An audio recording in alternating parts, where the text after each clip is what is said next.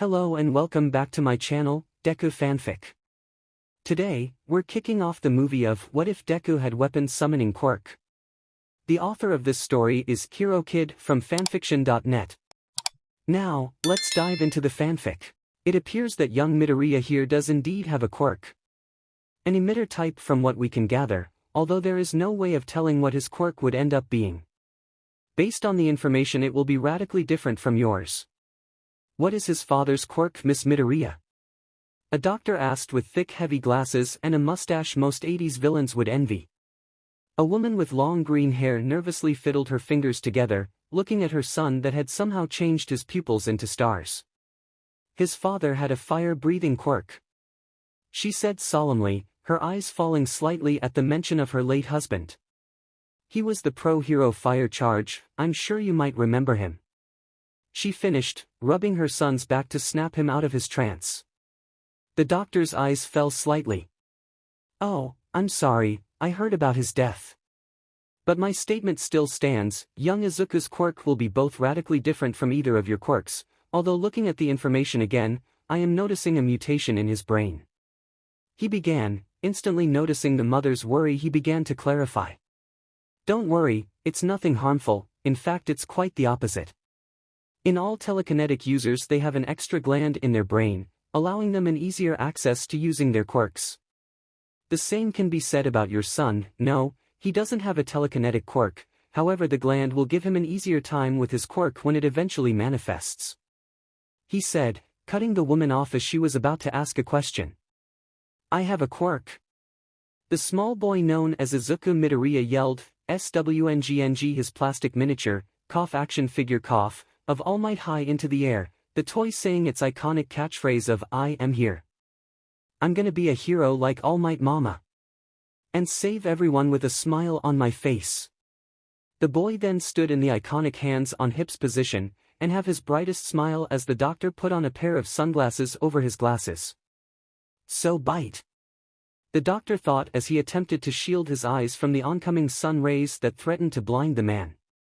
To the man's amazement, he saw the mother merely tanking the attack, as if she was used to the effect of the sun. Yes, I'm sure you will have a great quirk, Sonny. Now, if you two would kindly leave, I have another appointment waiting for me. The two greenettes then left as the doctor spoke for one last time, and be sure to come back when his quirk manifests. The doctor watched as the two left, before a small smile crept upon the man's face, before pressing a button and the room he was in suddenly dimmed, locking himself away from the outside world. He held the folder of the boy in his hands as he made a call. It rang for exactly 21 seconds before a dark voice finally answered. Doctor. The voice was full of power and fear, and the doctor felt a chill down his spine as he began to speak. Mstr. I have a boy here that might prove useful to you. The doctor said, silently fist-bumping himself that he didn't stutter. Oh? Was all the man said, a slight hint of curiosity in his voice as he no doubt raised an eyebrow over the call. Yes, Mstr. I just finished with him, his quirk factor was off the charts. I couldn't even find out what his quirk truly was, only that it was a mutation with an emitter aspect as well. The doctor replied, adjusting his glasses as he awaited his master's answer. Keep an eye on the boy, good doctor, and alert me to any developments to him. It's possible that this boy may be the answer to all of our troubles. The man said as the call cut off, leaving the doctor alone to his machinations. The doctor put away the file as he typed the boy information into his computer. Finishing his work, he grabbed another file that had a picture of a small blonde girl with spiky blonde hair pulled back into a ponytail. Please bring in the Bakugas. The man said over the intercom, watching as the family entered his office, then beginning her tests. Time skip. 6 months. Green curly hair was flowing in the breeze that the wind had gracefully provided him, his bright emerald eyes shining like stars as he watched in amazement as his best friend since forever was using her Quirk. Katsumi Bakugo, the two had known each other since the day they were born. Loud sparks flew through the air as everyone sang praises to the girl, a large smile on her face as she walked over to the boy. Ha! Beat you, Zuzu! I manifested mine before yours. She yelled in triumph, raising her fist into the air as she struck a pose. "Why yeah. You did. And it's a awesome kaken," he yelled back, jumping on his feet slightly as he sang the girl praises. The girl hid her face slightly as she felt her face heat up. For some reason whenever he sang her praises it felt different from everyone else. She shook her head slightly, her face returning to normal as she smirked. "So when are you gonna finally get yours, Zuzu?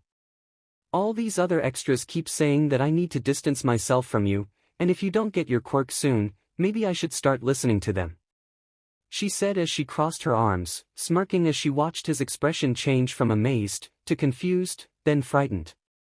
"See, come on kaken. Why I can't control when I finally have my Q quirk."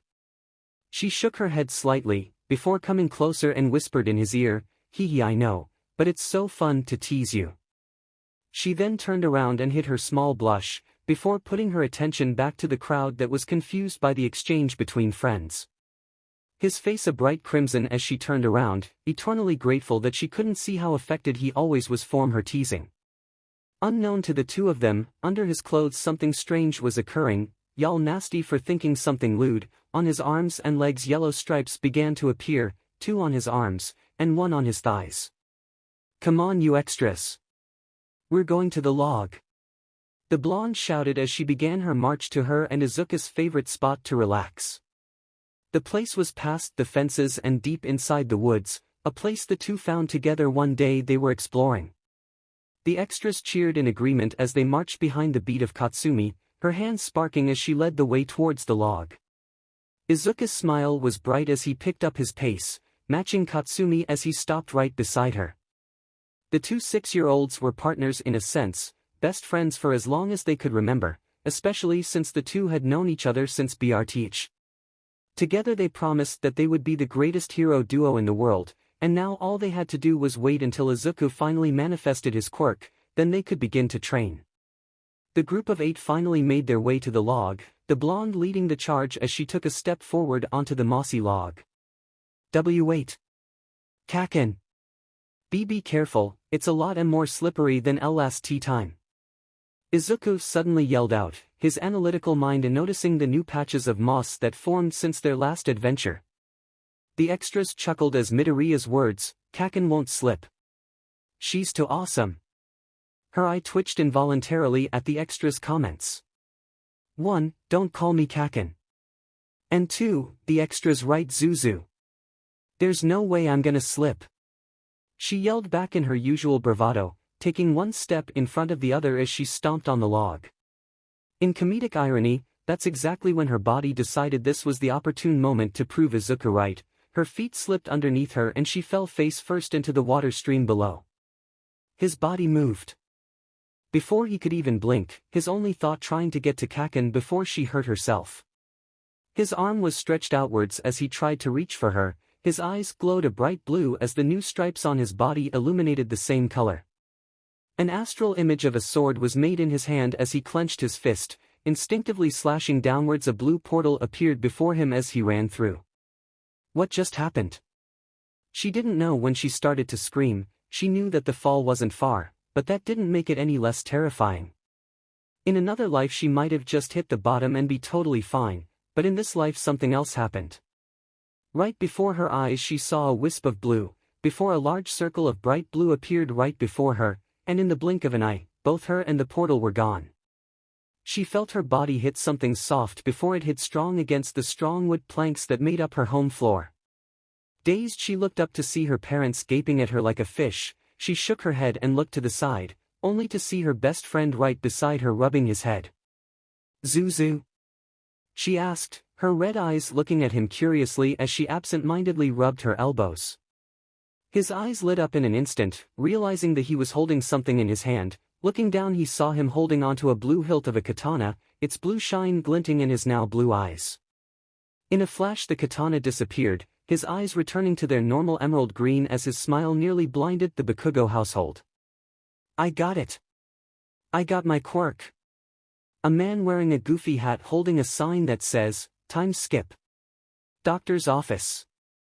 Well, it appears that young Izuku here's quirk allows him to create these twin katanas, similar to what is on the screen. The doctor began, a photo of martial arts weapons appearing on his handheld device. But that's not all. It appears while using these katanas, it allows him to create portals, which classifies his quirk as a warp type, at least it would if that was all his quirk allowed him to do. The doctor said, slowly taking a sip of something as he let the suspense build for the dramatic reveal. I'm sorry, but what is his quirk? The mother asked, holding her son in her arms as he tried to wrestle his way free. The doctor smiled. After his quirk activated, we were able to get more information on his quirk factor. This is a scan of someone who has a quirk that allows his body to harden. His quirk factor is pure red. The doctor said as he showed a red sphere on his tablet. This one is even more unique. The owner of the quirk has two sides, red and blue. His quirk allows him to produce both fire and ice. But this is young Izuku's quirk. The screen then changes to show a large sphere with 4 colors connecting to a small green center, blue, red, purple and orange spiraled around the multicolored core, connecting at points where all 4 colors connected, creating a bright emerald. It appears that young Izuku has multiple factors to his quirk. His quirk allows him create 4 different weapons that originate from the Ninjitsu PRD from the early 1800s. Mrs. Midoriya, it's quite possible that your son has one of the most powerful quirks to ever originate since All Might's himself. The doctor finished, adjusting his glasses as he allowed the woman to think. I'm sorry, could you repeat what his quirk actually does? It sounds like it just allows him to create weapons. What makes that so special? She asked, the resistance to hold her son now stopping as he stopped resting against his mother's arms, now fully paying attention to the man's words. Yes, however, from what I've gathered from the information you gave me, it appears that while using these weapons, they will give young Izuku a unique ability. The katanas he managed to make allowed him to create portals. I have no doubt that's whatever other weapon he might create will do something else for the boy. Perhaps one might even give him strength to rival All Might. I'm gonna be as strong as All Might. The boy cut in, his emerald eyes now wide with excitement as he managed to escape his mother's grasp. It's a possibility, young one. Now, before I write down this new information, do you have any more questions, Miss Midoriya? The doctor asked, grabbing his tablet while he spoke. Yes, right after he first blipped, I noticed that he now has some weird patterns on his arms, the woman said, asking her son to remove his shirt to show the man his new stripes. The boy followed his mother's request, exposing his arms to the doctor. I see, and do you have any more of these stripes on your body? The doctor asked after studying the yellow stripes for a moment.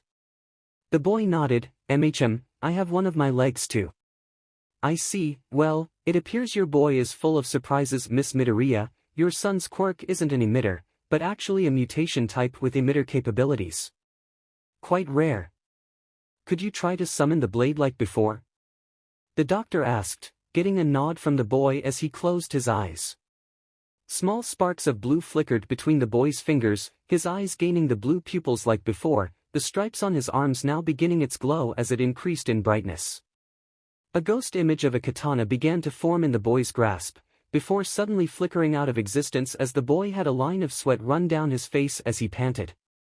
As I thought, these stripes allow his quirk to use excess energy and redirect it, completely harmless for the boy. He finished, writing down some information before looking back at the boy. Now, what do you want to call this quirk? The boy thought for a moment, before smiling brightly as he shouted. Ninjitsu Arsenal. Time skip brought to you by an unwilling dog in a suit. 10 years later, New York City. The sun shone through the curtains that covered the window in the small apartment that sat in the middle of New York. A groan being heard as the blankets covering a bed moved as a bush of green hair poked through. His emerald eyes opened to look at the alarm clock that dared to interrupt his very important business, sleeping. With a loud sigh he pushed himself upwards, sitting on his bed as he rolled his back, the loud pops being enough to fully wake him up for the meantime. As he got up his eyes drifted to his small desk that was currently littered with various papers and ninja stars, his eyes setting on the 2 picture frames that also sat on his desk. The first showed a much younger him with eyes as bright as the sun, and a girl who was taller than him with a fiery gaze in her ruby eyes. A small smile crept on his face as he remembered the good times. His eyes then drew to the other picture, one of him and a woman who looked eerily similar to him, long green hair and the same emerald eyes, holding him close as they both had huge smiles on their faces. He ran a finger against the two pictures. I promise, he'll pay for what all he did, Mom. And I promise, you'll see me soon, Kaken. He said as he opened the door to his room, entering the small kitchen and prepared a bowl of cereal, the classiest of breakfast foods. He finished quickly as he grabbed a pair of headphones and his skateboard that hung on the wall right beside his door. With a flash of blue, a portal opened right before him. Tossing his skateboard through, he slung his backpack against his shoulder as he jumped through. The sensation of wind flowing through his face as he felt his feet land on his board, his eyes widening as they adjusted to the outside world that currently made up New York City. Grabbing his phone, he began blasting music into his headphones as he began his ride through the streets of New York. Growing up in shadows, with a slam of his heel he sent him and the board high onto the air, jumping over a curb and landing on the sidewalk.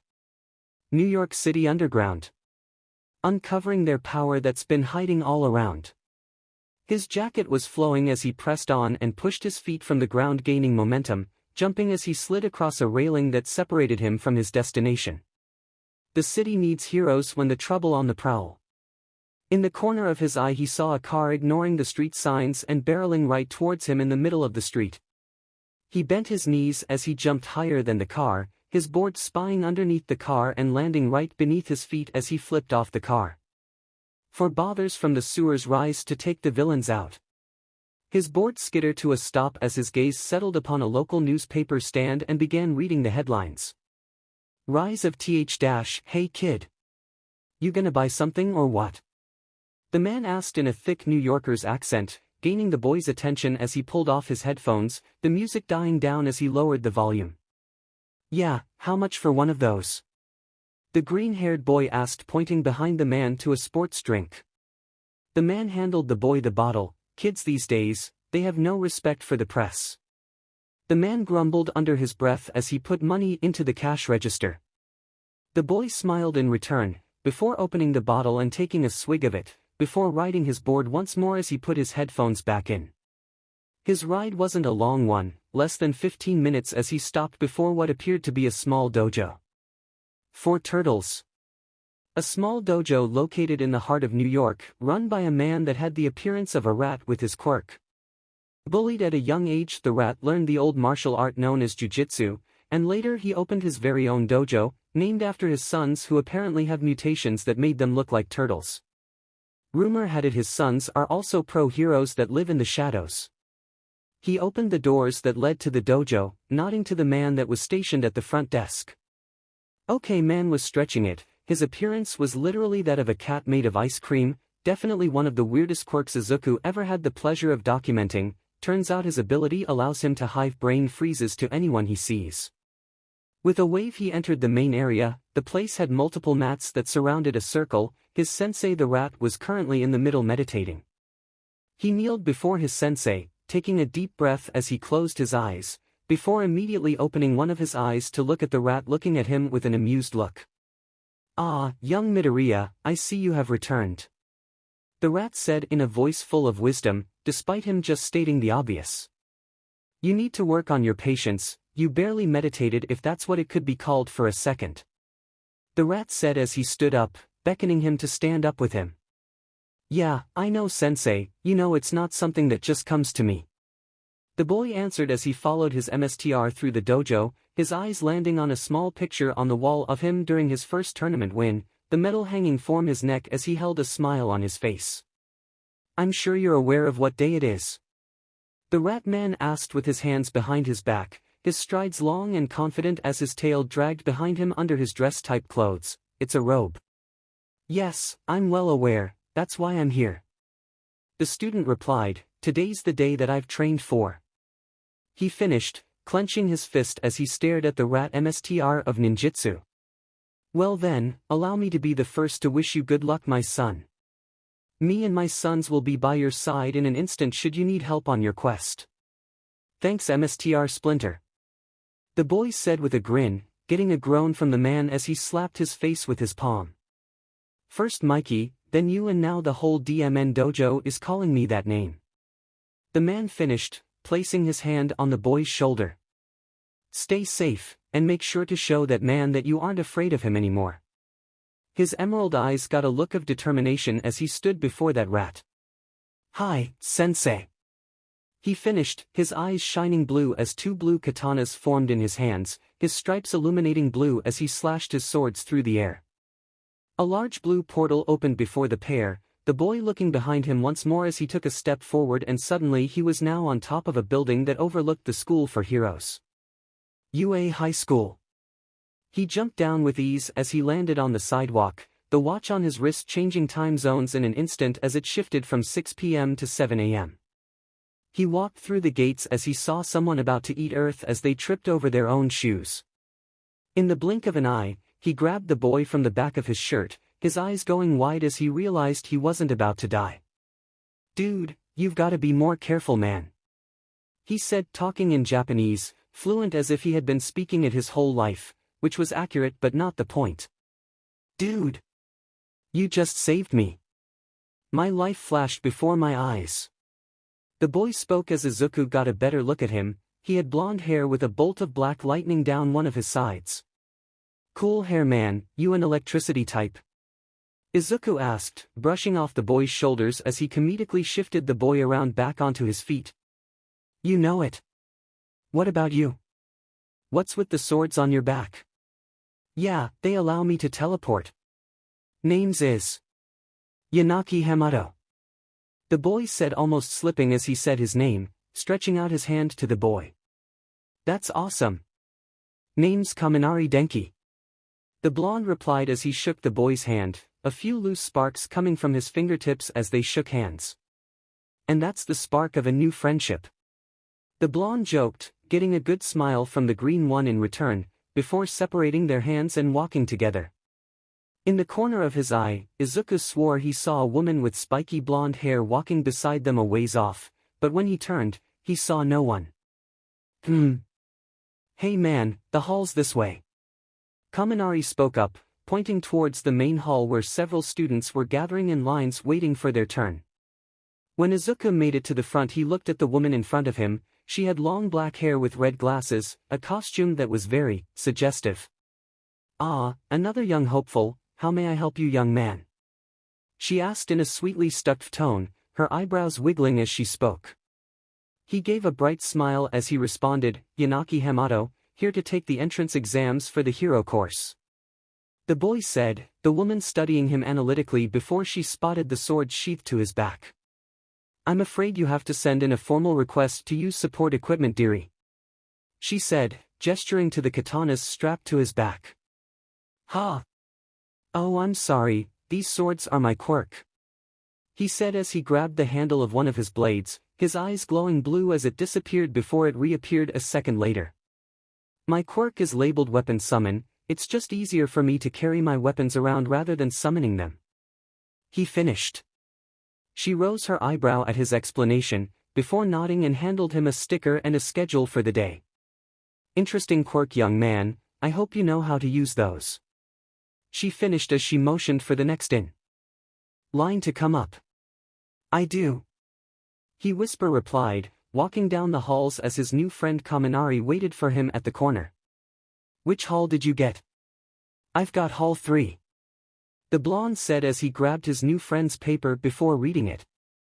Aw man, you got number 2, I was hoping that I could get some help from you. No offense, you seem like a smart guy. He finished, taking a step back as he met the questioning look from Izuku. I'm sure you'll do just fine. See you in the hero course, Kaminari. He waved behind him, walking towards the large hall that had the number 2 plastered at the doorway. His eyes darted around as he began to study his competition. A girl with short brown hair and blush marks made her way into his vision right before the two somehow slammed into each other in a way that couldn't even be described. So, may I ask? How the hell did this even happen? Izuku asked as he twisted his arm and somehow felt the heel of his foot. The girl blushed as she herself tried to untangle herself from the human knot that they made. I am so sorry. She stuttered. Poor girl, she probably didn't even realize she slammed into me until it was too late, must be nervous. Hey! Hey, it's okay, you need to relax, panicking right now won't help anyone. I lived with 4 rowdy brothers for a few years, this has happened more times than I will ever admit. So just relax, and twist your right arm 90 degrees clockwise, and then twist your left leg until you can't anymore. The girl nodded as her face became even more flustered, but nonetheless she followed the instructions, and before she knew it the two were spiraling and somehow came undone. The two created quite the crowd as the two sat up, looking at the gazing eyes as he felt the girl's nerves bursting from her body. In a moment of both clarity and idiocy, he raised his hands and spoke. Behold! The incredible human pretzel technique was concurred by 2 high schoolers. Beat that, you cats that play chopsticks with chopsticks. A few snickers broke the silence of the crowd, before one person actually started losing it and laughed their head off, literally. Eventually the crowd dispersed and left only the two on the ground. Getting to his feet he put a hand down to the girl. Hey, so that was something, my name is Yanaki Hamato. She stared at the hand for all of 5 seconds, before blinking and taking his hand. Yururika Ochako. Thanks for, earlier. She said, looking away as her cheeks lit up even more. Cute, hey, don't worry about it, weird SHT happens, good luck to you Yurarika, see you in UA. He said, waving to the girl as he entered the hall that was assigned to him. The phone in his pocket buzzed as he was walking through the halls, the contact labeled as, the party dude. The party dude, Izuku. My dude, good luck on your exams. We're all rooting for you back in the lair. Also, the guys have special messages for you. I quote Donnie, don't blow something up. Raph says, don't screw this up, and Leo says to embrace your inner Captain Ryan and do something. I say you got this. So long as you don't get into a human pretzel then nothing will go wrong. That's what my fortune cookie said. Good luck. PS pizza party on us when you pass. The green one. Too late for that. In the upside made new friends. See you soon Hermanos.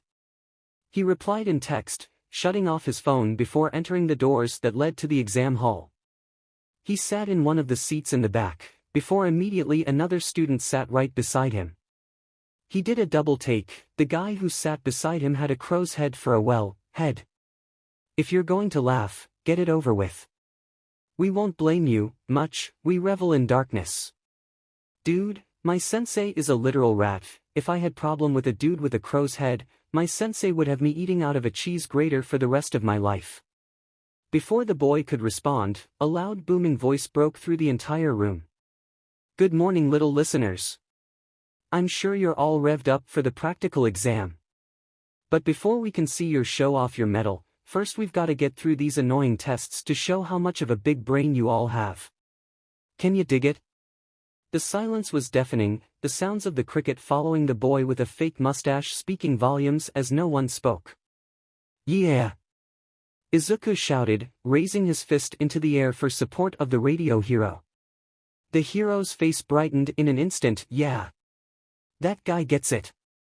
Now these tests will be distributed around here in just a few minutes, but before the test can begin, we have our very own Principal Nizu here to say a few words.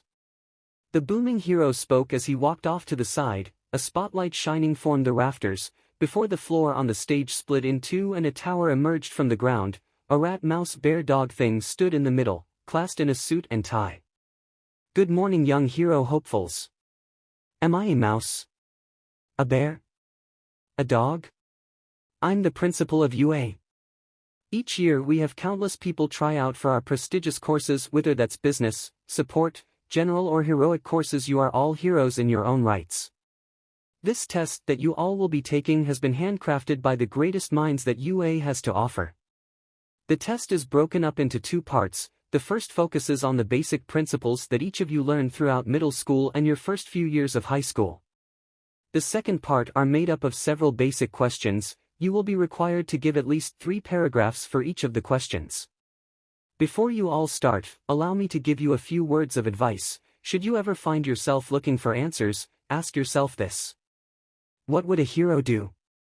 With that, the spotlight turned off and the creature that so many teachers feared disappeared in a puff of smoke. gone as if he never appeared before the audience at all.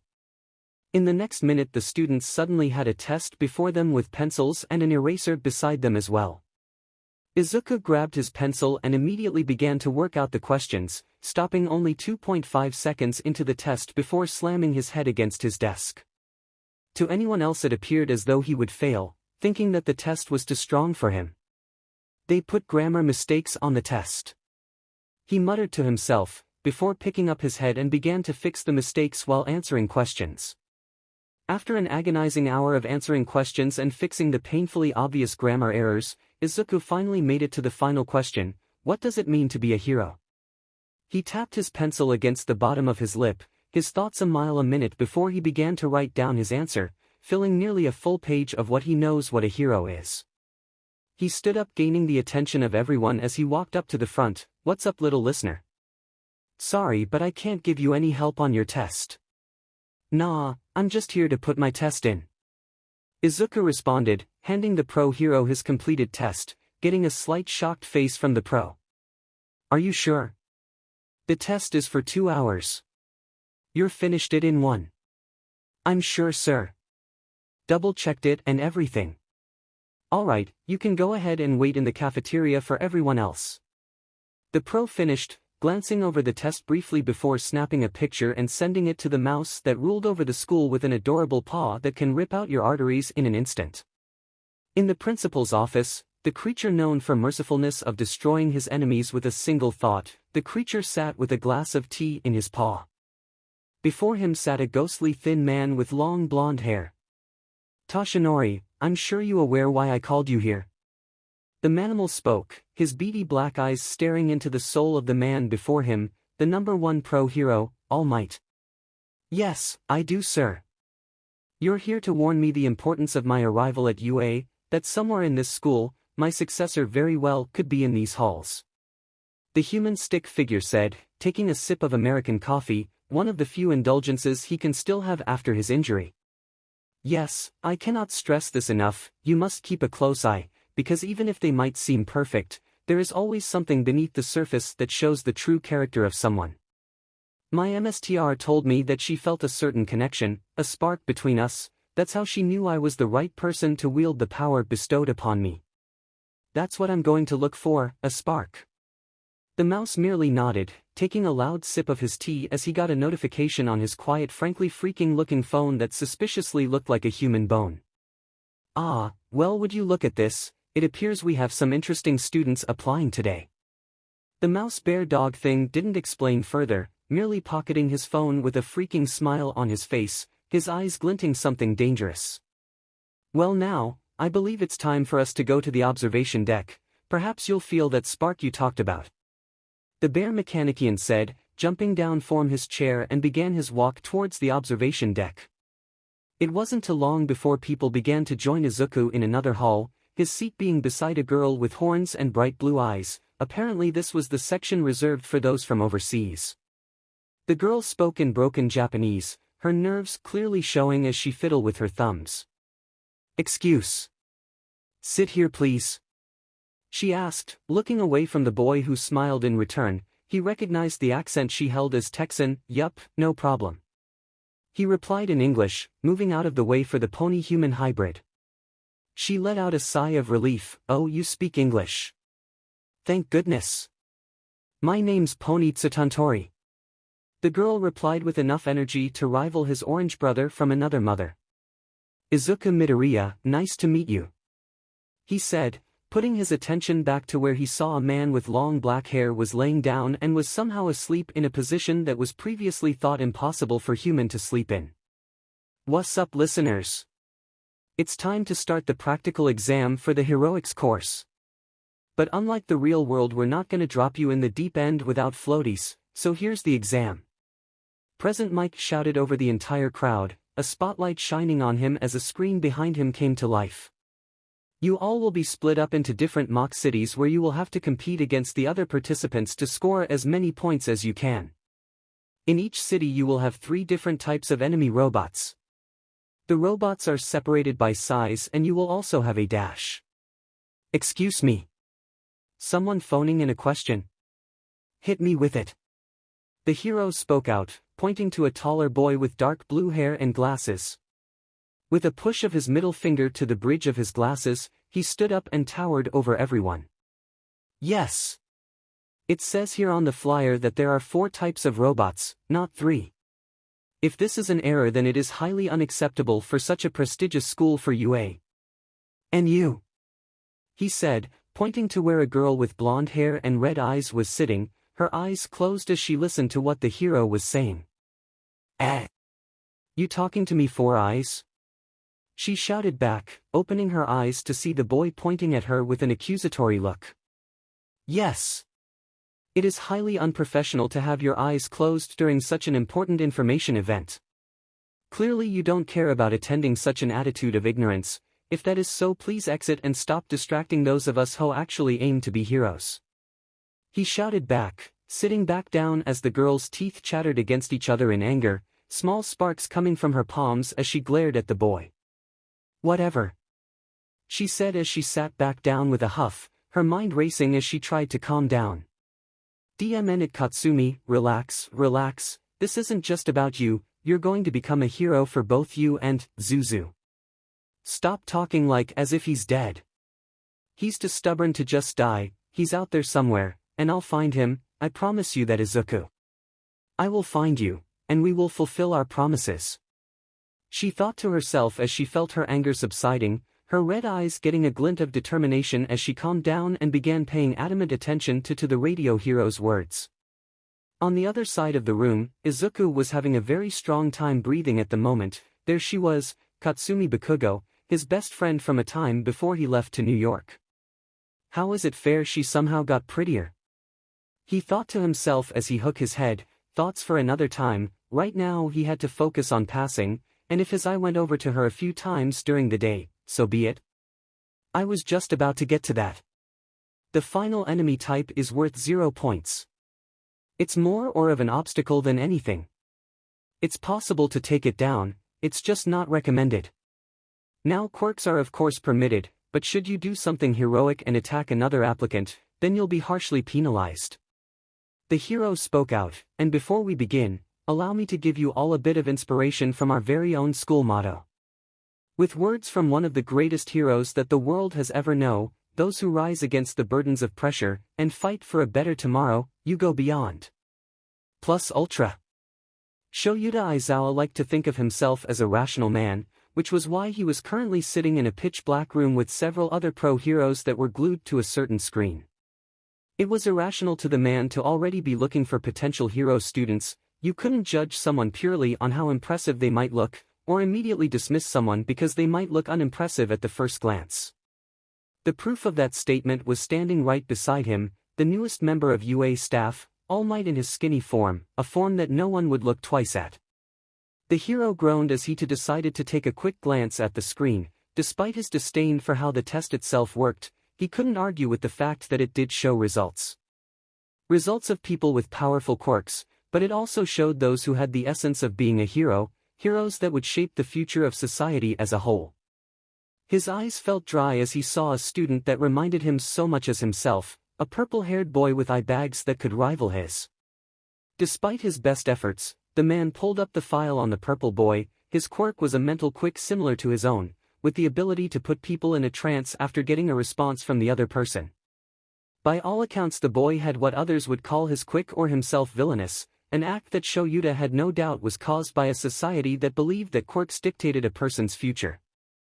Ideals that were brought forth by a group known as the Meta Liberation Army, or the MLA for short, a group of individuals that greatly benefited by the fact that people outcast many because of how they looked or how their quirk acted. They opened them with open arms.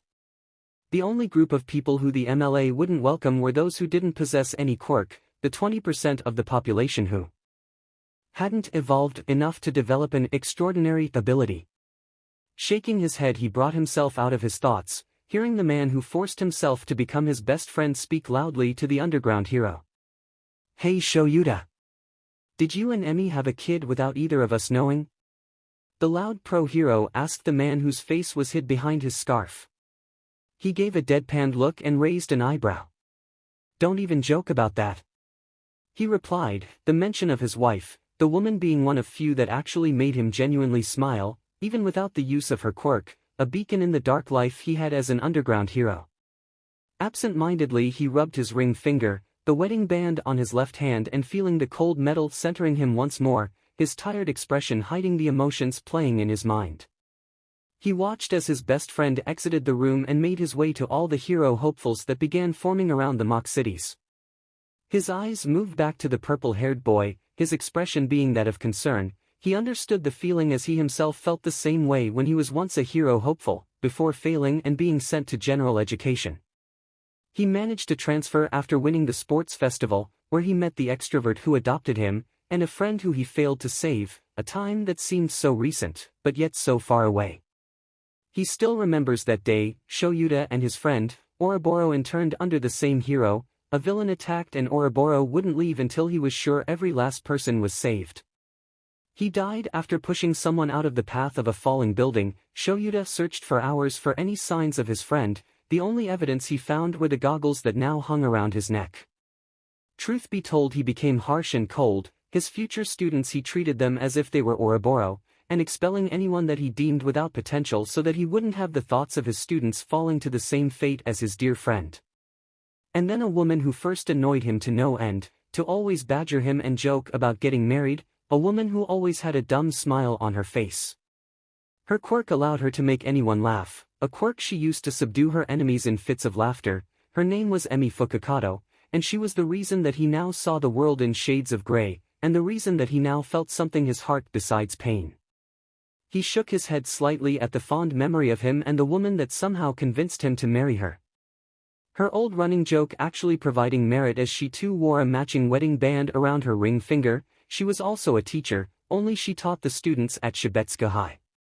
His eyes landed on another boy who grabbed Shuta's attention. He had short green hair that was shaved on its sides, with a bushy part being at the top.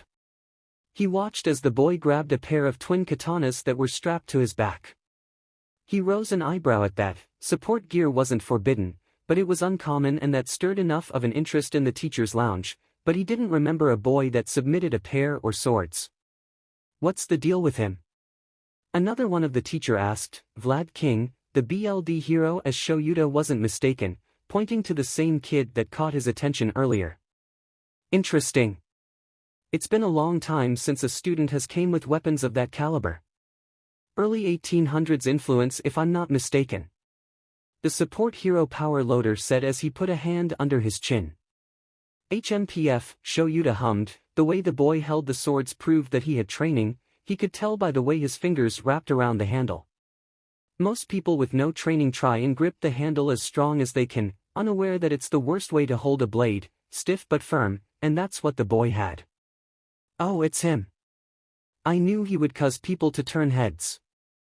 One of Shuta's few genuine friends said. She had long black hair that perfectly framed her face, and red glasses that added to her appeal. And how is that midnight? The mouse bear dog a machination said, jumping out of Aizawa's scarf without a trace of where he was before. Any other man might have screamed, and several did, All Might being one of those that coughed up BLD that hid his girlish scream. Getting over her shock, the R-rated heroine continued, I was the one who checked him in. He didn't put in a request for support gear, so I thought it was interesting that he just showed up with those swords on his back. She began, pausing for a moment before continuing. Turns out that's his quirk. I think he said it was weapon something. He just summoned one of those swords out of thin air. It was actually really cool. She finished, getting a nod from most of the teachers. The rodent principal said as he began to pull up the boy's file. Ah, here he is. Yanaki Hamato. Quirk, weapon summon. Schooled in the States, originally from here in Musatifu, no relations to anyone. He lives in a small apartment in New York, and was trained by Hamato Yoshi, from the dojo Four Turtles.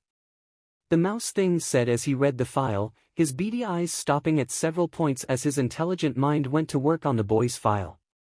Interesting. The quirk is classified as a mutation type. I'm curious as to why. The rodent said as he finished his observations. Anything about this boy you're not telling us, Nizu? All Might asked, his mind racing a mile a minute as he racked his brain on how he recognized the boy. The man wasn't good at remembering faces, but for some reason he felt like he had seen this boy before, and that name, Midoriya, it sounded familiar in an odd fuzzy kinda way. Oh, plenty. For example, his quirk doesn't just allow him to summon weapons. The small bear said with a smile as it leaped from the hero's scarf. Are you going to elaborate on that, Nizu? The tired hero asked as he rubbed his eyes. Nope.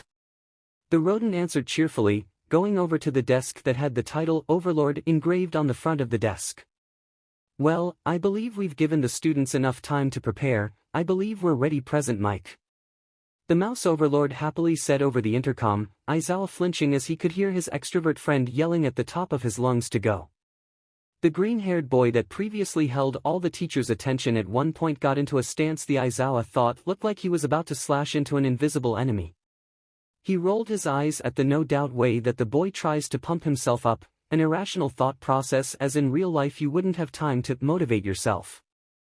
At least that's what he was going to say, until suddenly he disappeared in a flash of blue, appearing down inside the mock city and making quick work of the robots. To the untrained eye it looked like he was teleporting, which was exactly what he was doing. Each time he made a random slash into the air a blue portal would open, before he would disappear again and reappear right before another enemy. A warping quirk. Certainly not common quirk by any means, perhaps there's more to this boy than meets the eye. The underground hero thought as he continued to watch the screens, a single though constantly popping into his head the more and more H found his gaze wandering to the boy. Problem child. She felt good, the sparks coming from her hands giving her a calming sensation as she felt the power beneath the surface bubble up ready to blow. The moment she heard the radio hero, present Mike who she may or may not listen to every weekend, she used her quick to propel herself forward at a speed that could rival many speed quirks. To her left she saw another boy beside her, the boy that called her out earlier was struggling to keep pace with her, despite the obvious fact that he had some speed quirk, she was beating him. One of her signature smirks came to her face, another large explosion coming from her hands as she launched herself to the first robot that crossed her path. The machine was large with multiple arms, missile launchers strapped to each of the forearms of the metal opponent. She grinned a feral smile as she sparked her hand, and sent an explosion point blank at the single red eye that formed his head, the machine become a pile of rubble as smoke began to steam from the destroyed parts. To her right she immediately saw another two robots advancing towards her. They were much lankier than the one she fought before, larger in scale and had large blades on their forearms. They moved as fast as a ninja, appearing right before her eyes and slashed into the air. A stray flock of blonde hair slowly fluttered to the ground. Getting over her slight shock, she reeled her fists back and sent an American haymaker connecting to one of the machine's abdomen, a giant hole now residing in the robot's chest. That's 3 points, and it's took you nearly a minute. That's not good enough, Katsumi. He would be disappointed. Push harder. Only the best is good enough. She yelled in her head, a fiery look of determination now setting in her eyes as she blasted another robot to Kingdom Come, yelling out various war cries as she gained more and more points, her arms beginning to burn slightly as she began to feel the overuse of her quirk. And then the ground began to shake, a heaven-piercing scream filling the air as she looked up and saw it. What the F? He felt the stripes beneath his clothes begin to flow with power. The swords in his hands connecting to the energy he was creating, his eyes and stripes beginning to glow their blue as his katanas shone. He heard the loud hero yell go, his body moved before a moment hesitation, he planted his right foot back as he raised both of his arms into a slashing motion, his eyes going slightly wide at the sudden bright blue that filled his vision. Subconsciously he sucked in his breath and disappeared before everyone. To describe the sensation or portal jumping is nearly impossible. Your senses are on overdrive, especially when you're the one controlling where you end up. For years Izuku had trouble teleporting, always ending in a place that wasn't where he intended to be. One time he accidentally teleported to China while trying to go to the local pizza shop. When you're in the portal, the world seems to slow around you, the time between portals feeling like seconds, but in reality it's no more than a fraction of a second. His pupils dilated as he focused on his destination, a blue flash of lightning as he appeared right before a robot. Its red eye lit up in recognition of an enemy threat, one of its 6 arms immediately flying into the air, in an attempt to hit Izuku. A small smirk appears on the boy's face, before disappearing once more and reappearing right behind the robot, a fast slash with his swords cutting the head clean off, its red eye dimming as it hit the floor. With a flick of the wrist and a body spin he launched his sword from his hand, the blade flying through the air with precision that would rival the greatest marksman in the world. The sword struck another robot in the chst, causing the smaller robot to sway backwards a small amount, a flash of blue, and he appeared on his blade once more, stabbing his blades into its head as its body fell limp. The hairs on the back of his neck suddenly went up, a kind of fourth sense that his sensei managed to PND into his skull as he ducked under an incoming projectile that was aimed directly for his head. He heard an explosion and an outcry of disdain as pink filled his vision. Darting his eye to the left he saw a student stuck in a pink-like substance that hardened in an instant. At least they're not insane enough to use actual misses. He thought to himself as he cut through the air in front of him, another missile entering his portal before another appeared right behind the robot, its own weapon rendering him captured. He looked over to his shoulder before teleporting to where the boy was being held. He had purple hair that was somehow defying gravity, tired eyes that looked as though he had just given up. "Hold still," he said as he cut down on the strange material, making quick work of the hardened substance. "Thanks," the boy muttered under his breath, grabbing absent-mindedly at his wrists as he rolled them. "You're lucky, your quirk is perfect for this, teleportation." "What a joke," the boy dryly said, looking at the ground as he kicked at some scraps of metal. "Yeah, it is a perfect quirk.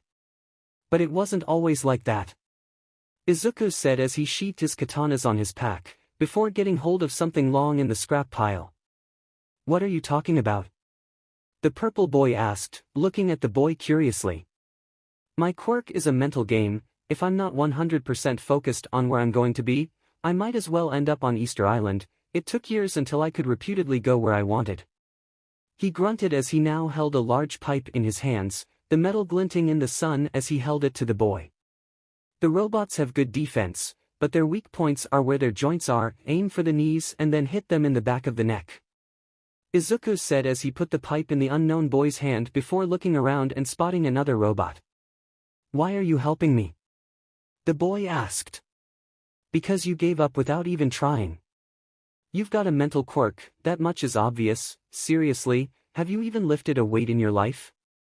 You look like a stiff breeze will knock you over," the green one said as he slashed through the air and created a portal. He aimed his sword at the boy. "What's your name?" he asked, the blade beginning to blow blue as he aimed it in the air. "Hitoshi.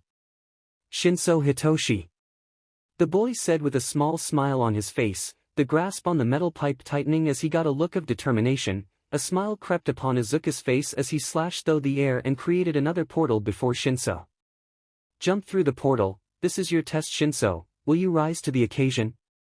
Izuku asked, the boy nodding as he charged into the portal, reappearing just beyond where they were, right behind a robot and making quick work of the machine. "Then I'll see you in the hero course. Shinso Hitoshi." Sparks flew between his fingers as he charged into the mock city, his lightning blonde hair and black streak flowing backwards as he charged at the behemoth that showed itself to him. Indiscriminate shock. 1,000 volts. He yelled as his hands made contact with the robot, its arms began to fray around before shutting off. He felt a little dizzy but nothing serious as he shook off the excess electricity running across his fingertips. If his memory served him correctly, he just short-circuited a two-pointer, which he knew wasn't nearly enough to pass. Hell, he was on the fence as it was. He knew he wasn't the smartest tool in the shed, at least not when it came to science of math, or even history. But what he did know was electrical currents. He had to, otherwise he would fry his brain every time he used his quirk. Granted, it still happened whenever he used too much voltage, but he was still learning about control. He clenched his hands as he activated his quirk, yellow lightning surrounding his hands and focusing on his knuckles, making them glow a bright yellow. He ducked beneath another wild swing directed aimlessly at his head. He yelled as he punched into the robot's chst, increasing the power output until its entire torso exploded in a burst of yellow lightning. "Thank you, Sensei Grinos." The boy said to himself as he began to jump back into the fray, contending against his fellow hero hopefuls. He grinned as another robot was fried by his touch. By his count his was somewhere around 20 points, probably not enough to pass, but he still had a few minutes. His smile showed his teeth as he pushed his body to its limits. See you in the hero course, Hamato. He yelled to himself, before feeling the ground beneath him suddenly break apart, and a giant behemoth of metal stared right at him. He gulped as he turned on his heels. Nope. He began to run until he saw something in the corner of his eyes, a girl with purple hair and some of the weirdest ears he had ever seen. She was clutching her head tightly as her face showed an expression of pure pain, and it was clear as day that she couldn't ground herself. He saw a giant piece of rubble fall from one of the surrounding buildings. His body moved before he could think, sparks emitting from his body as he focused all of the excess voltage into his legs, and then his right foot. He had only ever done this once before. The power surrounded itself around his right foot as he pounded onto a piece of metal. His sparks connected with the piece of rubble, his body igniting in a fury of speed as he launched himself towards the girl at insane speeds.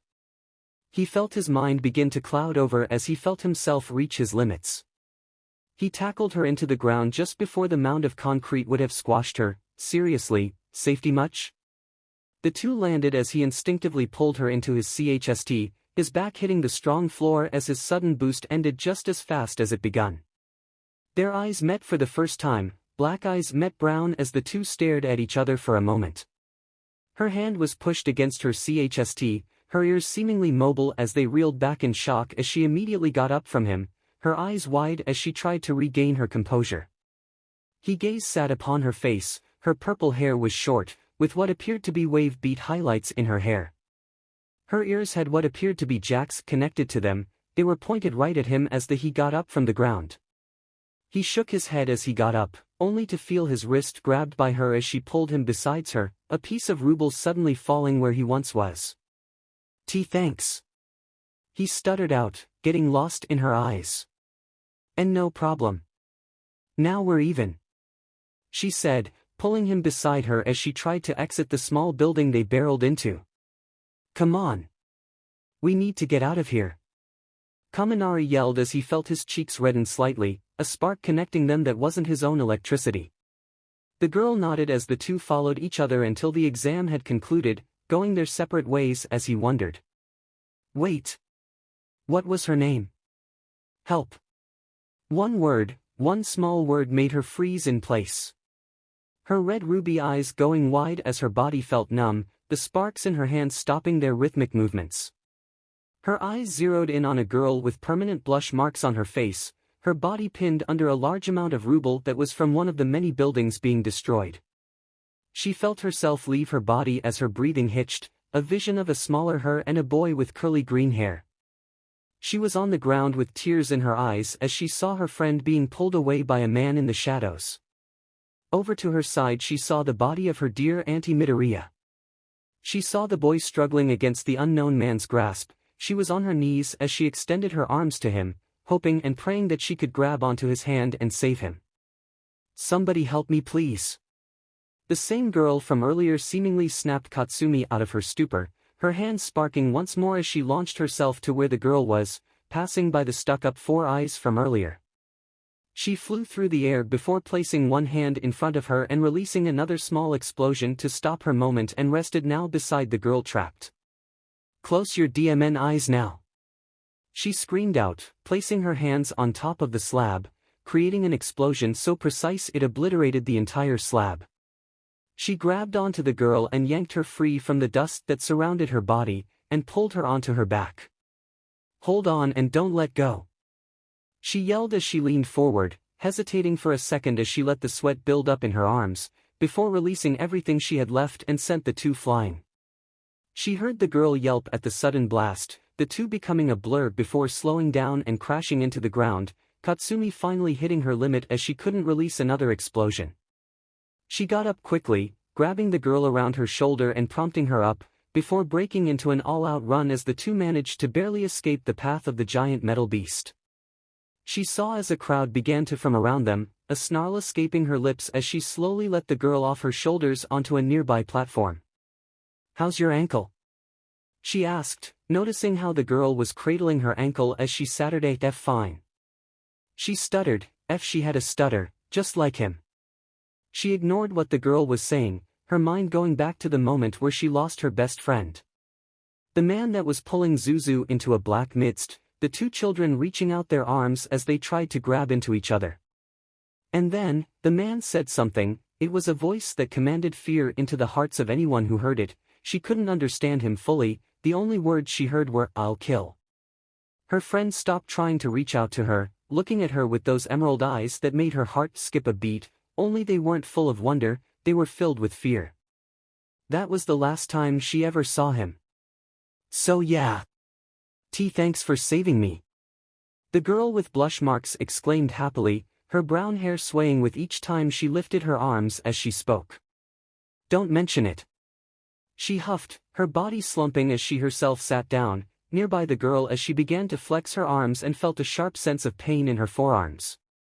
Her quirk allowed her to create nitroglycerin-like sweat, allowing her to detonate her sweat at will.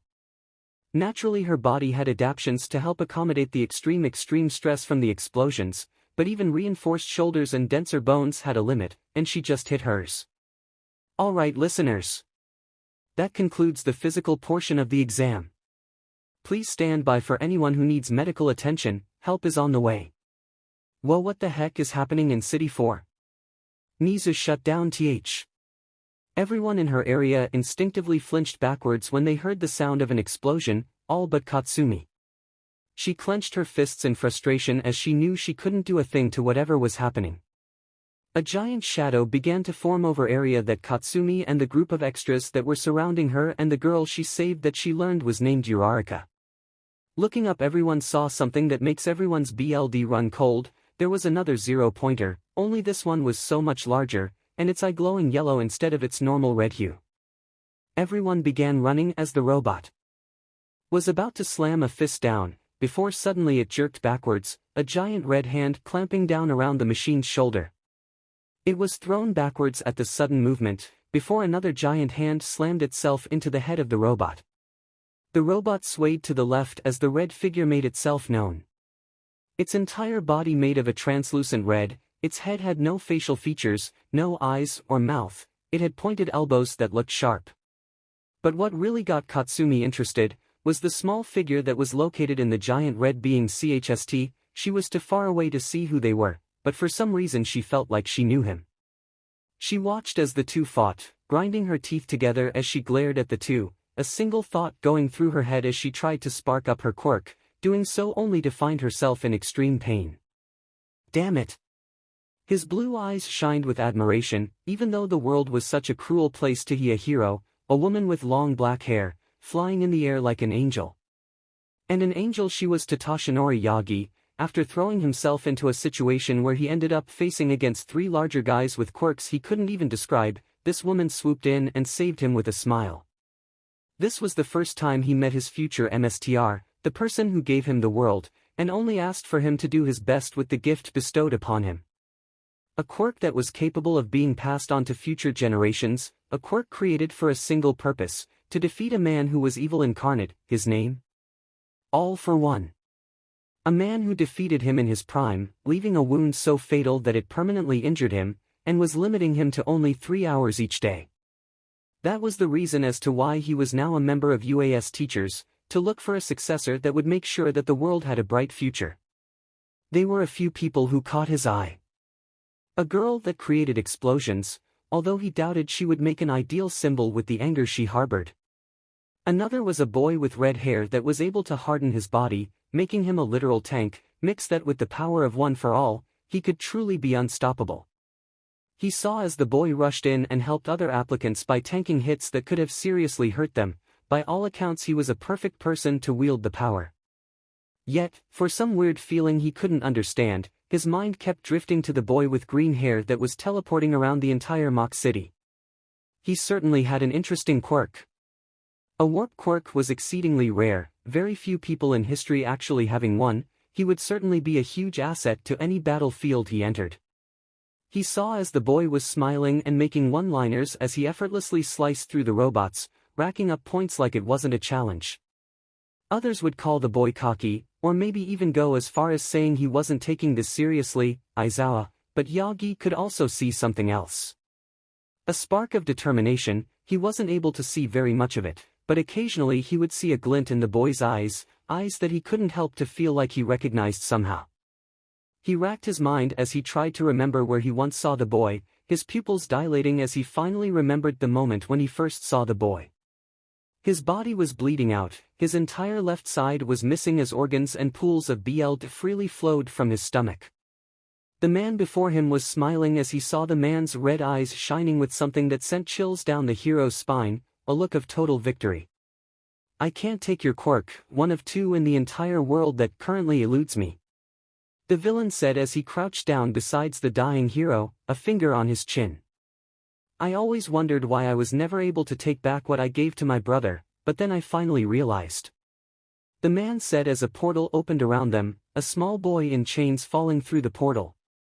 The boy had his head shaven down, his body was littered in scars and he had unusual stripes on his arms. But what really made the hero's blood boil, was eyes the boy held.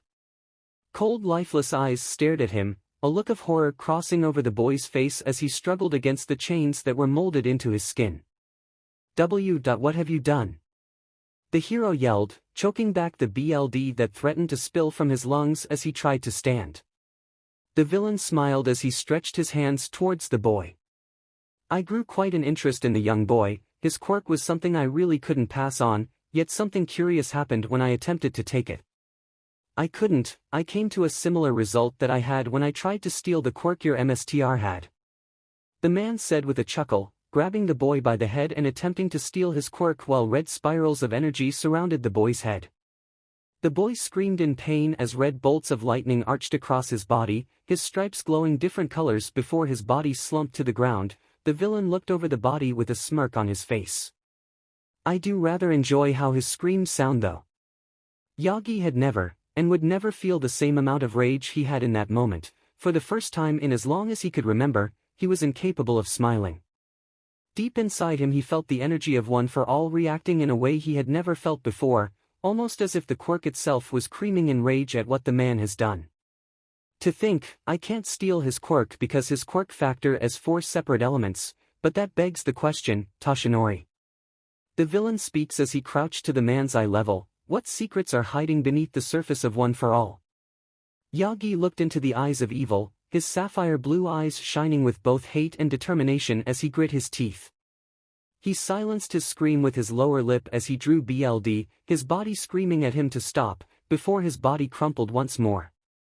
How amusing, the great All Might dying in a puddle of his own blood, in front of a child that he couldn't save. How poetic, it reminds me so much of how Nana died, only she died protecting everyone she could, you couldn't even do that.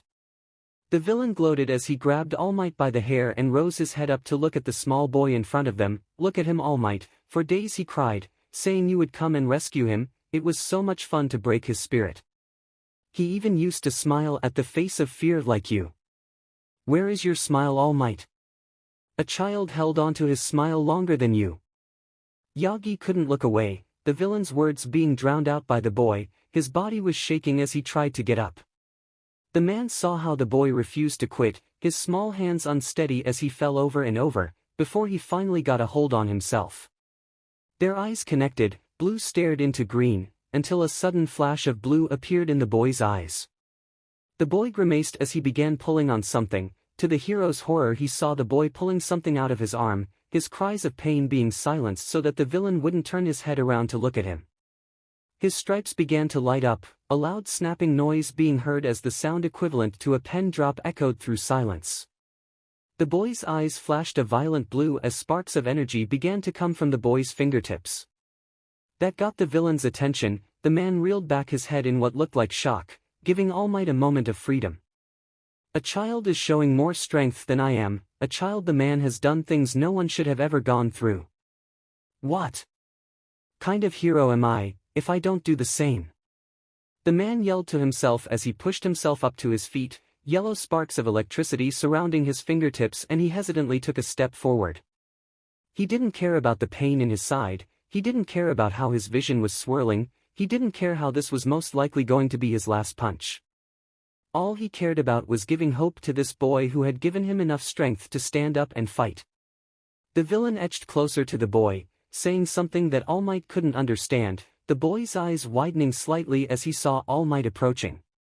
The villain instinctively pulled his arms up to shield his face, a quirk creating a shield around his body to block the punch. All Might poured every last fiber of power into this punch. You took this boy away from his family. You took away his innocence. Have you no shame? The hero yelled as he tried to get past the defenses that the villain had created. The villain smiled, that finally sent All Might over the edge. This boy did nothing wrong but exist. You tortured him because you couldn't take what is rightfully his. Today is the last day that you will ever see the light of day. The hero yelled, reeling back his fist as he felt the wind between his fingers begin to compress around him. United. The hero yelled as he planted his left foot in front of him. States. The man's posture shifted forwards as his fist began to soar through the air, the wind pressure he was generating shattering the nearby windows of cars. The hero screamed as his fist was about to make contact with the field around the villain. Smaz. His fist smashed through the defenses the villain created, sounds of bones breaking as his fist made contact with the villain's face, his entire head crumpling around his hand as BLD splattered around the man's arm. Two bodies crumpled to the floor as All Might looked at the boy in front of them. The man's vision was blaring, but he swore that he saw a sword made of blue light appeared into his hands, before his vision fully disappeared. The next thing the hero knew, he was waking up in a hospital after being in a coma for several days. The hero searched for months for the boy. There was no record of anyone seeing the boy, much less seeing where he went. The boy was lost to the wind, at least he was, because now, he finally found the boy who saved All Might's life, the boy who kept him from being worthless in a battle he was chosen to end. Young Hamato, I failed you once, I will never allow you to be failed again. The man said to himself as he continued to watch as the boy was smiling as he continued to destroy the robots, watching as the young hero continued to warp around the city, saving and destroying in a way that made one for all thrill and excitement under Yagi's skin. We have quite a bountiful CRP this year, some students using mobility to surpass the robots. The rodent overlord of UA said as a close-up picture of a boy with glasses and short blue hair was shown on the big screen. Others using their surrounding to destroy robots. The screen shifted to show a boy with a tail destroying a lamp post and shaking a robot's head in. While others use raw power to destroy their enemies. The screen shifted once more to a girl with spiky blonde hair, standing on a pile of smoldering robots. But the true hero applicants that use all three, truly stand out form the pack. The mouse-bear-dog machination exclaimed cheerfully as the same green-haired boy showed up on the screen, as one of his swords was thrown into the chest of a robot, before appearing once more grasping his blade on the body of a dead robot. But of course, the true test has just begun. The mouse said as he pressed a big red button. 78, that's how many points he currently had by his rough calculations. He estimated himself to be ahead of the pack by now, so he should probably put on some slack for everyone else to get a chance. He stabbed his blade into the heart of the last robot he was going to destroy, spinning the katanas in his hand as he was about to sheath then on his back, when the ground beneath him began to rumble. An earthquake? He heard someone yell from behind him, no, this isn't an earthquake, earthquakes don't pick up in intensity, this is something else. Izuku responded, his grip tightening around his katana handles as its design began to glow blue. He had a really bad feeling about this. Then suddenly, the shaking stopped, several people sighed in relief, and then all hell broke loose. The ground split open right where several applicants were. Instantly Izuku threw one of his katanas to where the group of three were, teleporting to blade mid-air. He spun around and slashed through the air. Before the three teenagers could blink, they felt the floor beneath them give out as they fell into a blue portal of the ninja boy's making. He blipped alongside the applicants he just saved, only to see a giant metal robot now emerging from the ground where he just was. He heard one of the hero hopefuls stutter out a thank you before running off. His eyes narrowed as he saw the destruction that was being caused by such a machine. Does UA not know how to hold back? He inwardly yelled to himself as he lunged forward, watching as the giant's hand smashed into the earth, creating a shockwave that sent several people flying backwards. As he ran forward, he saw several people begin to run away from the machine. He couldn't blame him, as that's what he would have done if he didn't see everyone who needed help. He disappeared in a flash of blue, reappearing as he grabbed onto another test taker's wrist and yanking him forward into the portal, only to reappear with the crowd running away. His eyes frantically darted across the opening. To many people to get to safety, he needed to something about the giant robot. He grit his teeth as he realized what he had to do. He began an all-out sprint to the robot, getting several shouts in return as he neared the robot. Once he about 10 meters away, he stabbed his sword into the ground, and began to run in a large circle around the robot. The metal behemoth looked wearily at Izuku, before attempting to slam its giant metal fist on Izuku's body. He narrowed his eyes as he breathed deep. This was gonna SCK. He slid under the robot's punch, making sure his sword kept dragging on the ground behind him as he continued to run in a circle. He was about halfway there. He could do this. He will do this. He grit his teeth harder as he narrowed his brow. This needs an insane amount of concentration. The larger the portal, the harder it was to create, and he was about to make the biggest portal he ever attempted. He slid under another punch before flipping on his CHST as he slipped sideways into the air, rotating swords scratching the ground as he continued on his path. He ducked under one last punch before coming to a sudden stop as he connected the scratch lines together, a small grin on his face as he slammed his sword deep into the ground. "Adios, amigo," he said as he pushed his sword forward. A bright blue circle surrounded the robot as it began to fall through the portal, the machine attempting to save itself, grabbing onto a building, failing and dragging both itself and a piece of the building with him. Only it wasn't just the building he was dragging with him. The body of someone was writhing through the air, screaming as they began to fall through the sky. "Damn it!" Izuku yelled as he flung his left katana into the air, watching as the sword expertly flew through the air right towards the person. Sweat poured down the boy's face as he clenched his fist, feeling the sensation of his sword hilt in his grasp. He flipped in the air, grabbing into the boy's shirt and flipped him onto his back as he clenched his other hand, blinking back to where he was before. He pulled back the sword that was in the ground, closing the portal as he collapsed to the ground, breathing heavily as he felt the boy on his back get off, saying something about they didn't need his help. The boy sported a smug look as he returned to the group of people. Izuku didn't have the energy to respond as he heard a giant crash in the nearby woods, wincing slightly at the loud noise. Let's hope UA wasn't upset about this, right? Right? Meanwhile, in the teacher's lounge, no one said a word as they watched the boy run around the robot, Aizawa's intellectual gaze resting on the boy as he dodged and weaved around the robot, dragging his sword behind him. As he was about to say something about the boy being reckless, he saw the boy come to a halt as he stabbed his katana into the ground. This got his attention as he saw the boy's arm push forward. A collective gasp being heard from the school board, the metal behemoth beginning to fall through the portal. Another young hero hopeful fell through the air, only to be saved by the same boy who created the portal. The zero-pointer fell through another portal that opened just into the nearby school forest. For quick thinking, the plan wasn't half bad. It was logical to assume no one would be in that forest area, but Aizawa believed a better point would have been far away from the campus itself, unless he had a range that was maxed out. If so, then that was something he would have to work on with the boy. He knew full well that the boy was getting into the hero's course, even without the dozens of rescue points he racked up, and he knew the mouse overlord he had the displeasure to call his boss would assign the problem child to his homeroom. "So, I assume we know who the #1 applicant this year is?" Nemuri asked as she snapped out of her stupor, turning away from the screen to see a truly horrifying sight. The mouse was smiling. "Indeed, Miss Midnight. I believe it is safe to assume he has the #1 spot, especially since he has both more villain points and rescue points than anyone else.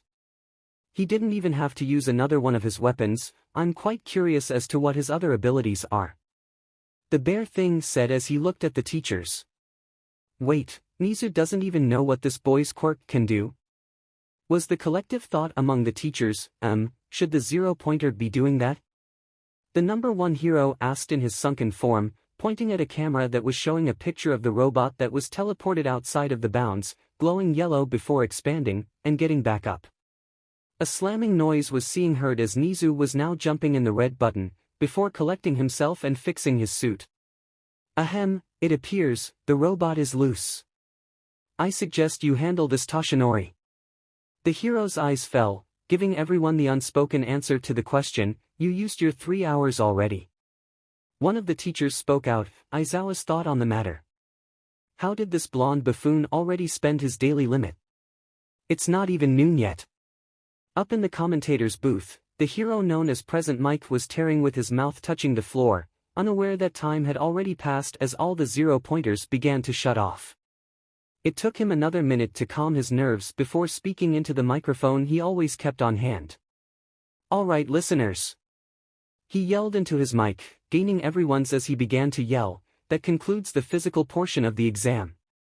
Please stand by for anyone who needs medical attention, help is on the way. The voice hero spoke as he used some of his quirk to make his voice even louder. And then he saw the explosion. Another robot was on the horizon in zone number 4, the same zone that he disappeared from, busting through a set of walls as it began to create destruction. Well, what the heck is happening in City 4? Nizu shut down th. The hero got cut off as Nizu screamed into his intercom, we're trying. The robot's gone rouge. The rodent screamed as he cut off the intercom, making the voice hero feel useless as all he could do was watch as a blue sword flew through the air straight towards the giant behemoth. Kid, I really hope you know what you're doing. He had no idea what he was doing. First he was just trying to catch his breath as everyone began to crowd around him, then he heard Present Mike scream out that the physical exam was over, and then everything's went to chaos. The robot he did everything he could to make sure no one got hurt, was now back, only it was bigger, stronger and also more yellowier. He made sure everyone was out of the way as the metal titan worked its way through the mock city, only to see it wasn't stopping and decided to continue to the next one. And the next thing he knew, he was flying into the air flowing his swords in front of him to keep him in the air. He didn't have a plan, he didn't even have the morsel that could be considered an idea at the point. His body moved before he could think, his stripes glowing bright blue as he blinked through the air. He was about 200 meters away from the robot as it reached the next mock city, kicking its leg forward as it created a large explosion as it destroyed part of the wall surrounding Mach City 3. Izuku then realized what he had to do. He threw one last katana into the air, before feeling the family grasp of his handle in his hand. He closed his eyes as his stripes began to dim down, before his swords completely disappeared. He opened his eyes once more, his eyes flashing red as red lightning wrapped around his fingertips, the astral form of Sai swords forming in his hands. He was about 200 meters from the ground, and by his rough estimate the 0-pointer stood at around 70 meters, he saw as the machine was about to walk through the gap it was creating.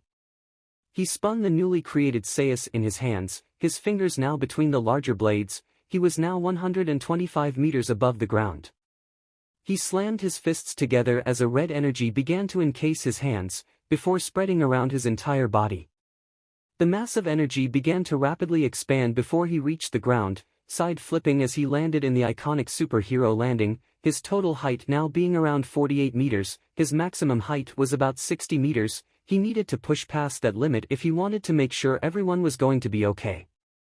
Clearly whoever they had stationed at UA didn't have the firepower to destroy this robot, so it was up to him. This didn't count as vigilante work, right? His steps were large as his mass continued to increase in size, slowly going from 55 to 59, then 60, then 63, before using everything he had to get to his new maximum size, 68 meters, just two shorter than the metal monstrosity that was now stepping into the new zone. Izuku reached out his left hand onto the robot's shoulder, pulling him back as he reeled his right fist back, before slamming his fist into the robot's face, sending the metal monster back several steps. Izuku lunged forward to the offensive as he tried to use this to completely destroy the robot, only instead of hitting the robot again in the face, he felt nothing as he saw the 0-pointer land a haymaker on Izuku's astroform chin. He felt his head violently jerked upwards as he felt his body fly through the air. Almost instantly he regained his bearing, and executed a spin flip as he twisted 180 degrees and landing in a crouch pose. "Alright, Metal Man. Come and get some." The boy yelled as he reeled back his right arm, pushing as much energy as he could into his right arm, increasing its size drastically as it seized around before growing 3 times the size.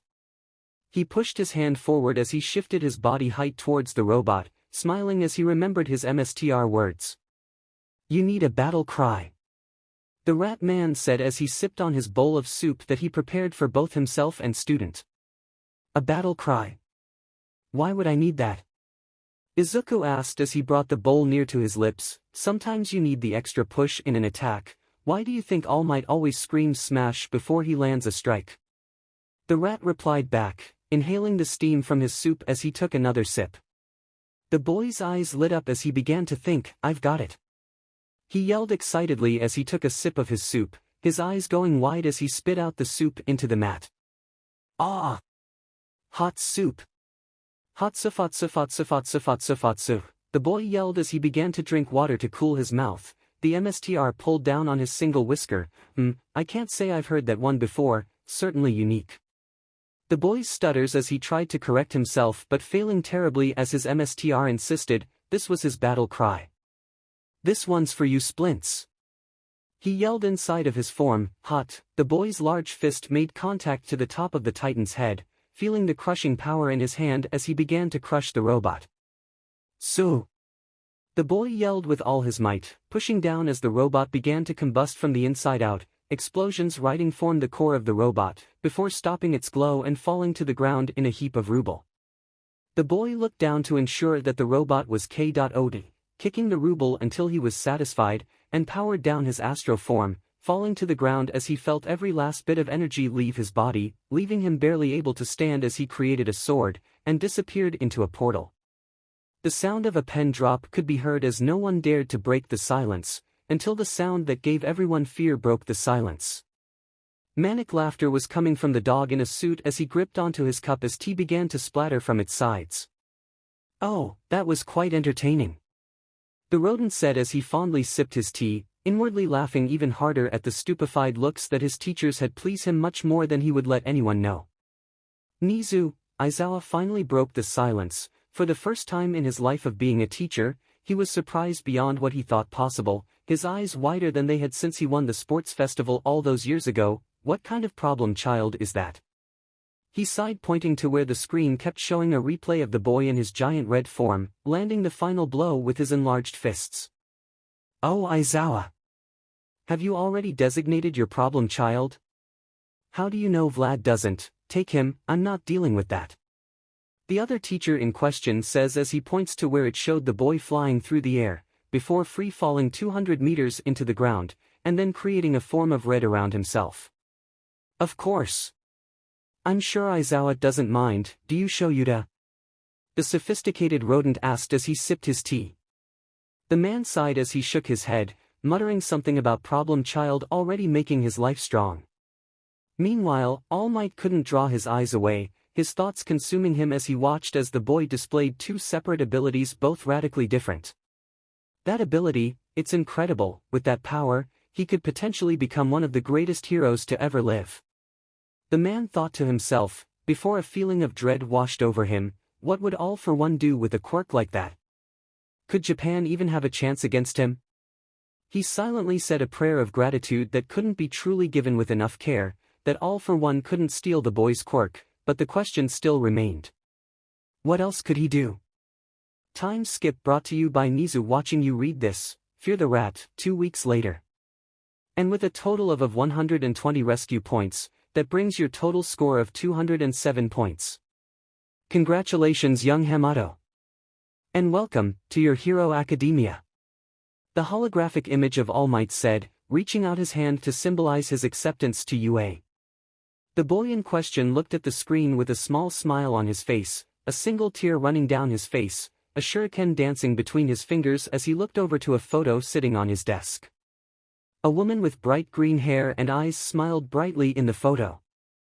I did it, Mom, I made it to the starting line," the boy said as he stood up, looking behind him as he threw his arm back before swngng it forward, letting the throwing star fly through the air before stabbing into a photo pinned to the wall.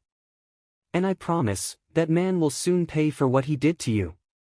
And I'll make sure, he never hurts anyone else ever again."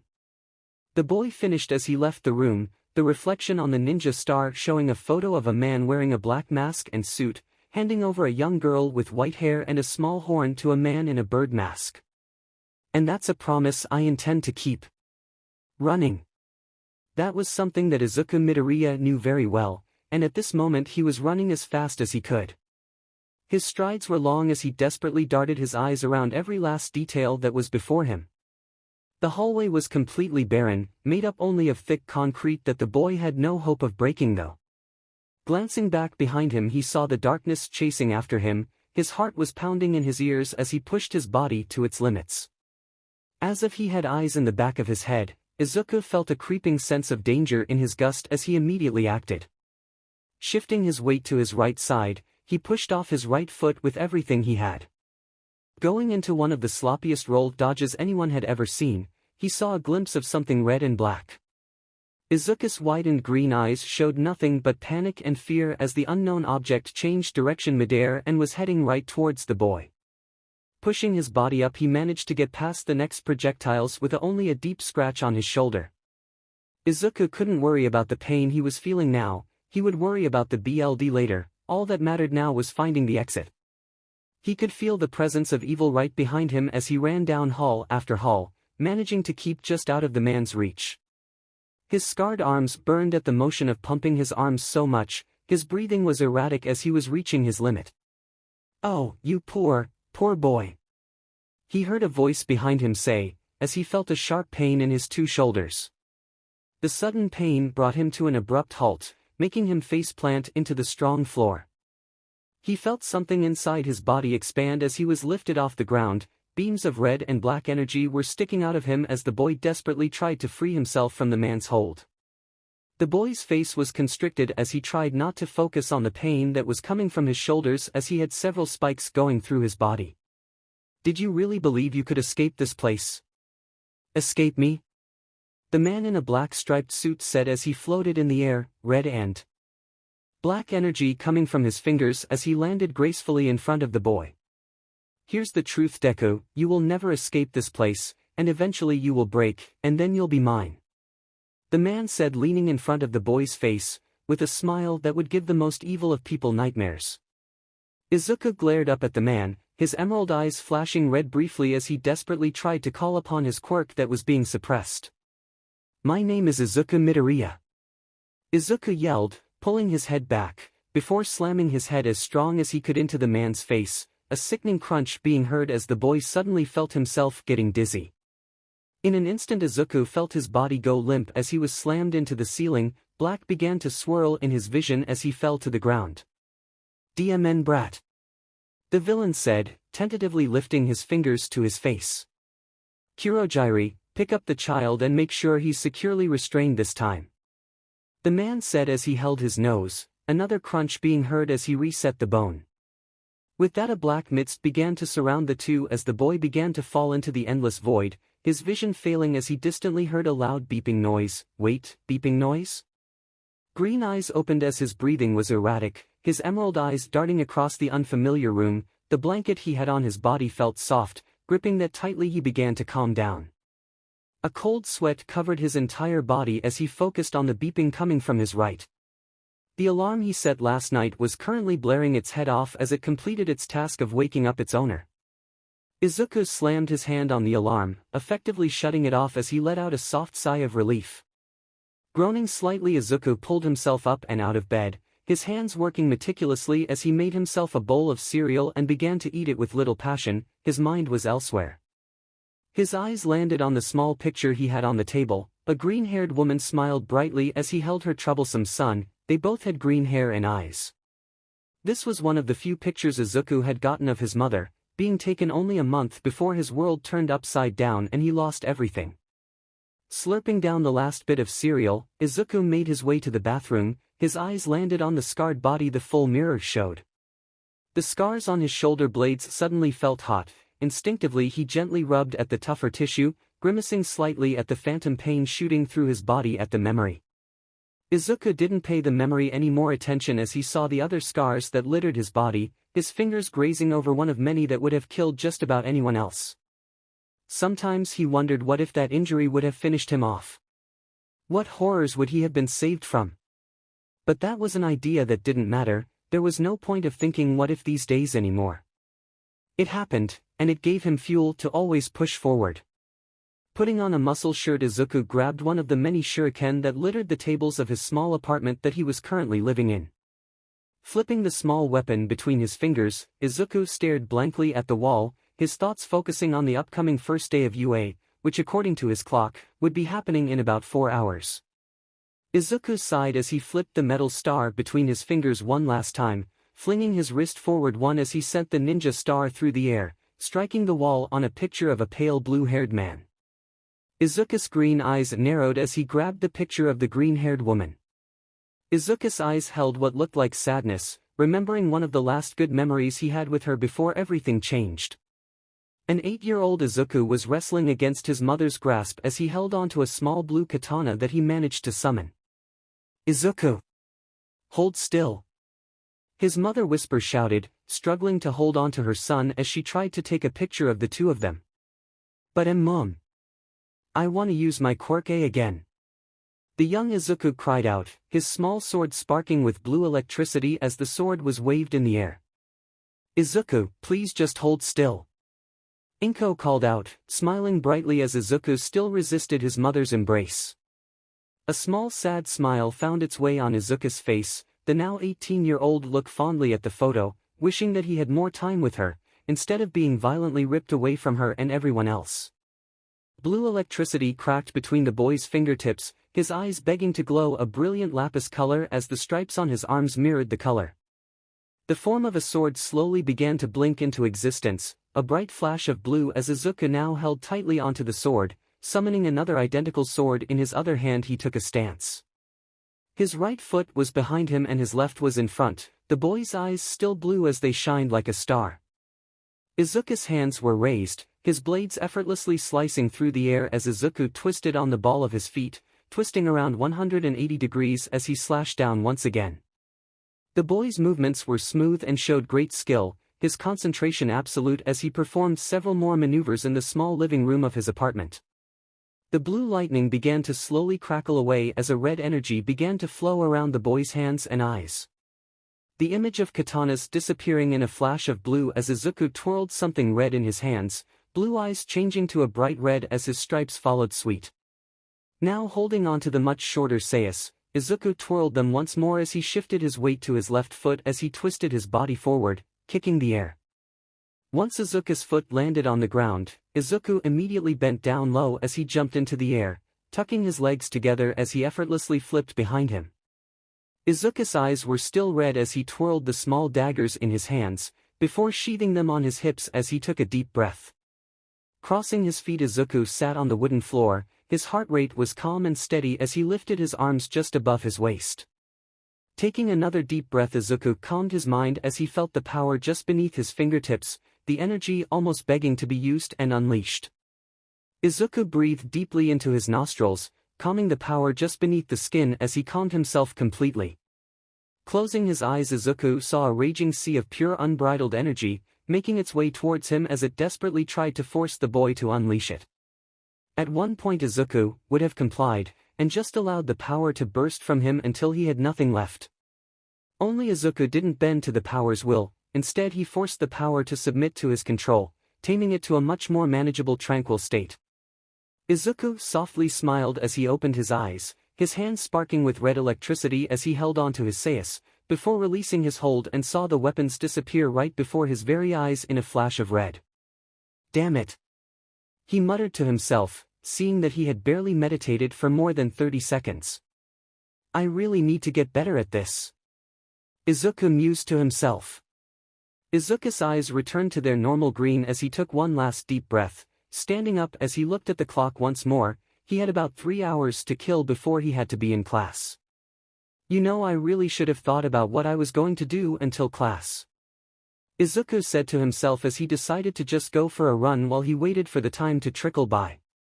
He put on his shoes as he began to run around his new neighborhood. Izuku saw several other people already out and working out just like him. His pace was fast as he felt the cool breeze flow against his skin, the smell of the ocean filling his nostrils before the stench of literal garbage filled his nose. Izuku's gaze lingered on the literal mountains of trash that made up Takoba Municipal Beach Park. Izuku visibly cringed at the sight, his finger twitching as a plan came to him. Izuku smirked to himself as his eyes flashed red as he began to walk into the dump of a beach. He did say he would have time to kill, didn't he? What better way to entertain yourself while also helping the community? That was something his MSTR had often told him when he forced his students to partake in community service for the less fortunate.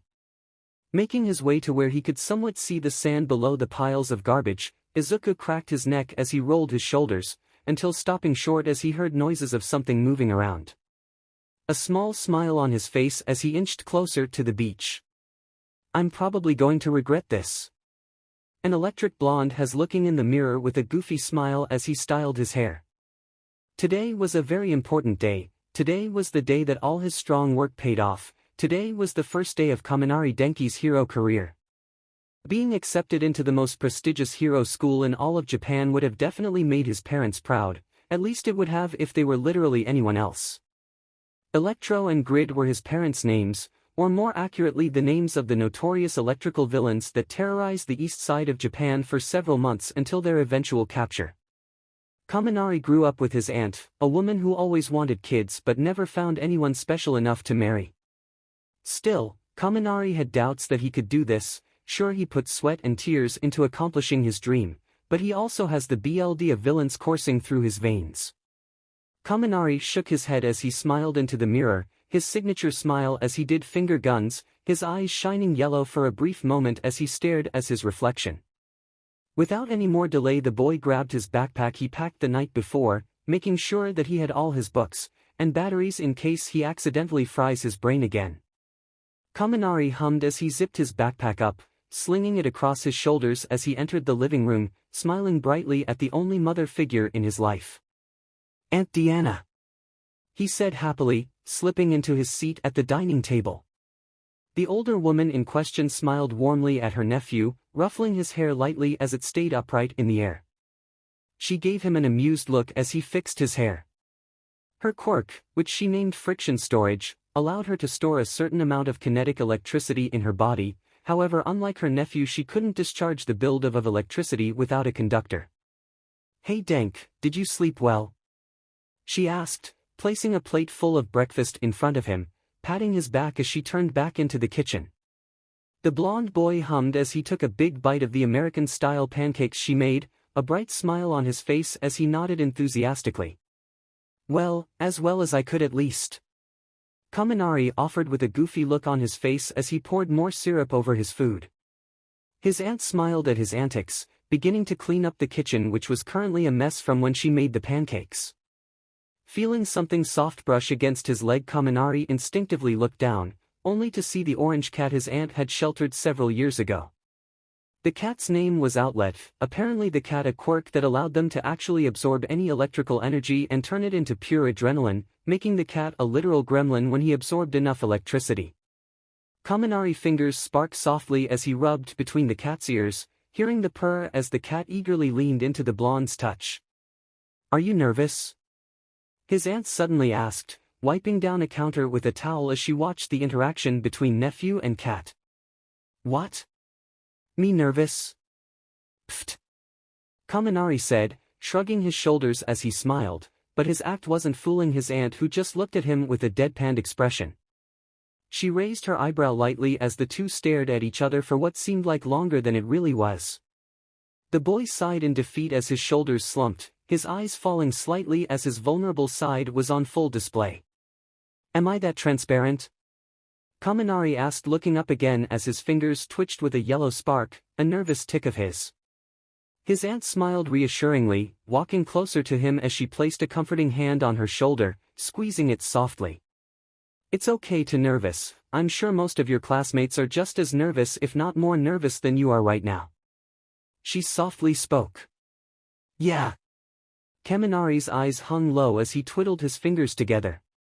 But they probably don't have villains for parents, he said, looking away as the gremlin they had of a cat made his way into his lap. Kaminari's fingers instinctively began to play with the cat's soft fur, the low purr grounding his emotions as he looked back at his aunt. Deanna smiled softly, her hands going down to his as she held them tightly. Denki, just because your parents were villains, doesn't mean you can't be a hero yourself. His aunt softly began, petting the cat herself as it softly meowed in pleasure. You'll never be like your parents, because you have something they didn't. Her right hand released his hand as she pointed to his chest, poking it gently. You've got the heart of a hero, just ask that girl you saved in the entrance exam if you don't believe me.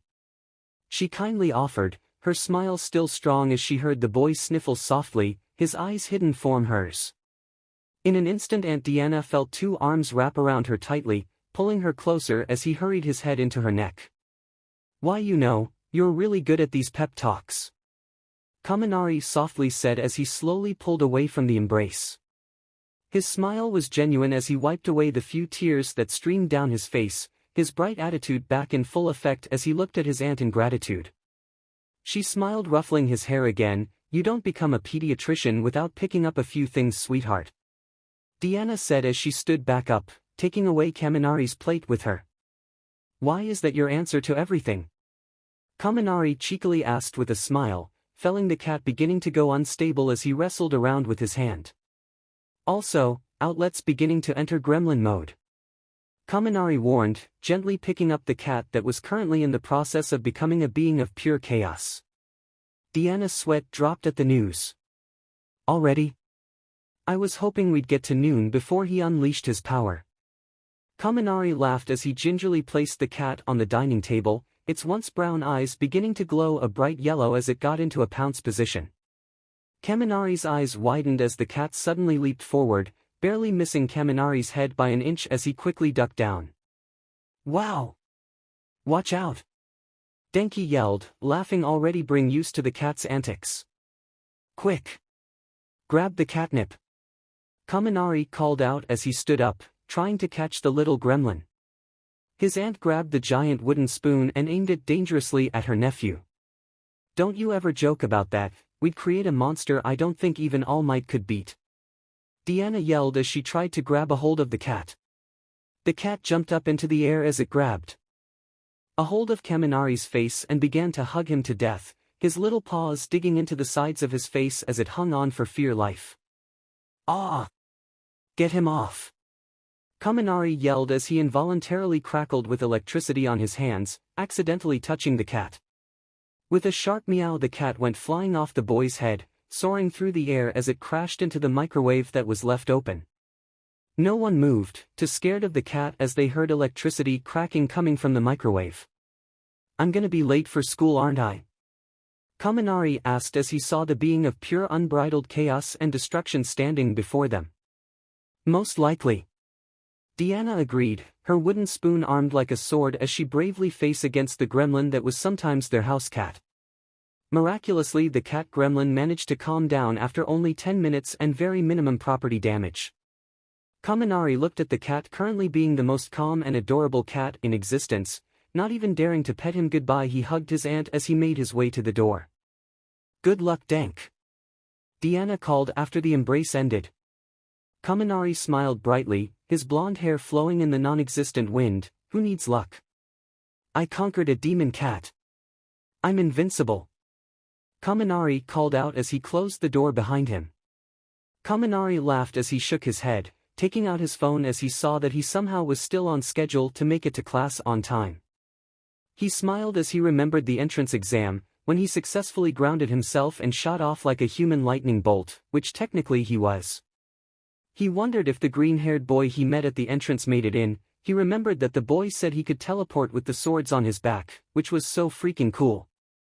Yanaki Hamato, if he remembered correctly. He was hoping to get his number after the practical exam. But apparently something happened with one of the 0-pointers in his zone and another, and he just disappeared after flashing away in a blip of blue. He had another friend in that zone, and apparently Hamato pulled off an epic save earlier, making a 0-pointer disappear entirely, until it reappeared bigger and badder. Kaminari decided not to try and think about that event, it would probably cause a lot more headaches than it was worth. His black shoes pounded against the sidewalk as he neared the subway station, his heart pounding as he tried to imagine what today would hold for him. After making it onto the train, he sat down as slumped his backpack against his side as he pulled out his phone, looking at the local news network. The first headline he saw was actually on the Rogue Robot. Apparently the story made headlines, especially when that red dude came out of nowhere as completely totaled the tin can. After hearing the doors close, he looked up when he heard someone sit in front of him. His body went stiff when he instantly recognized her.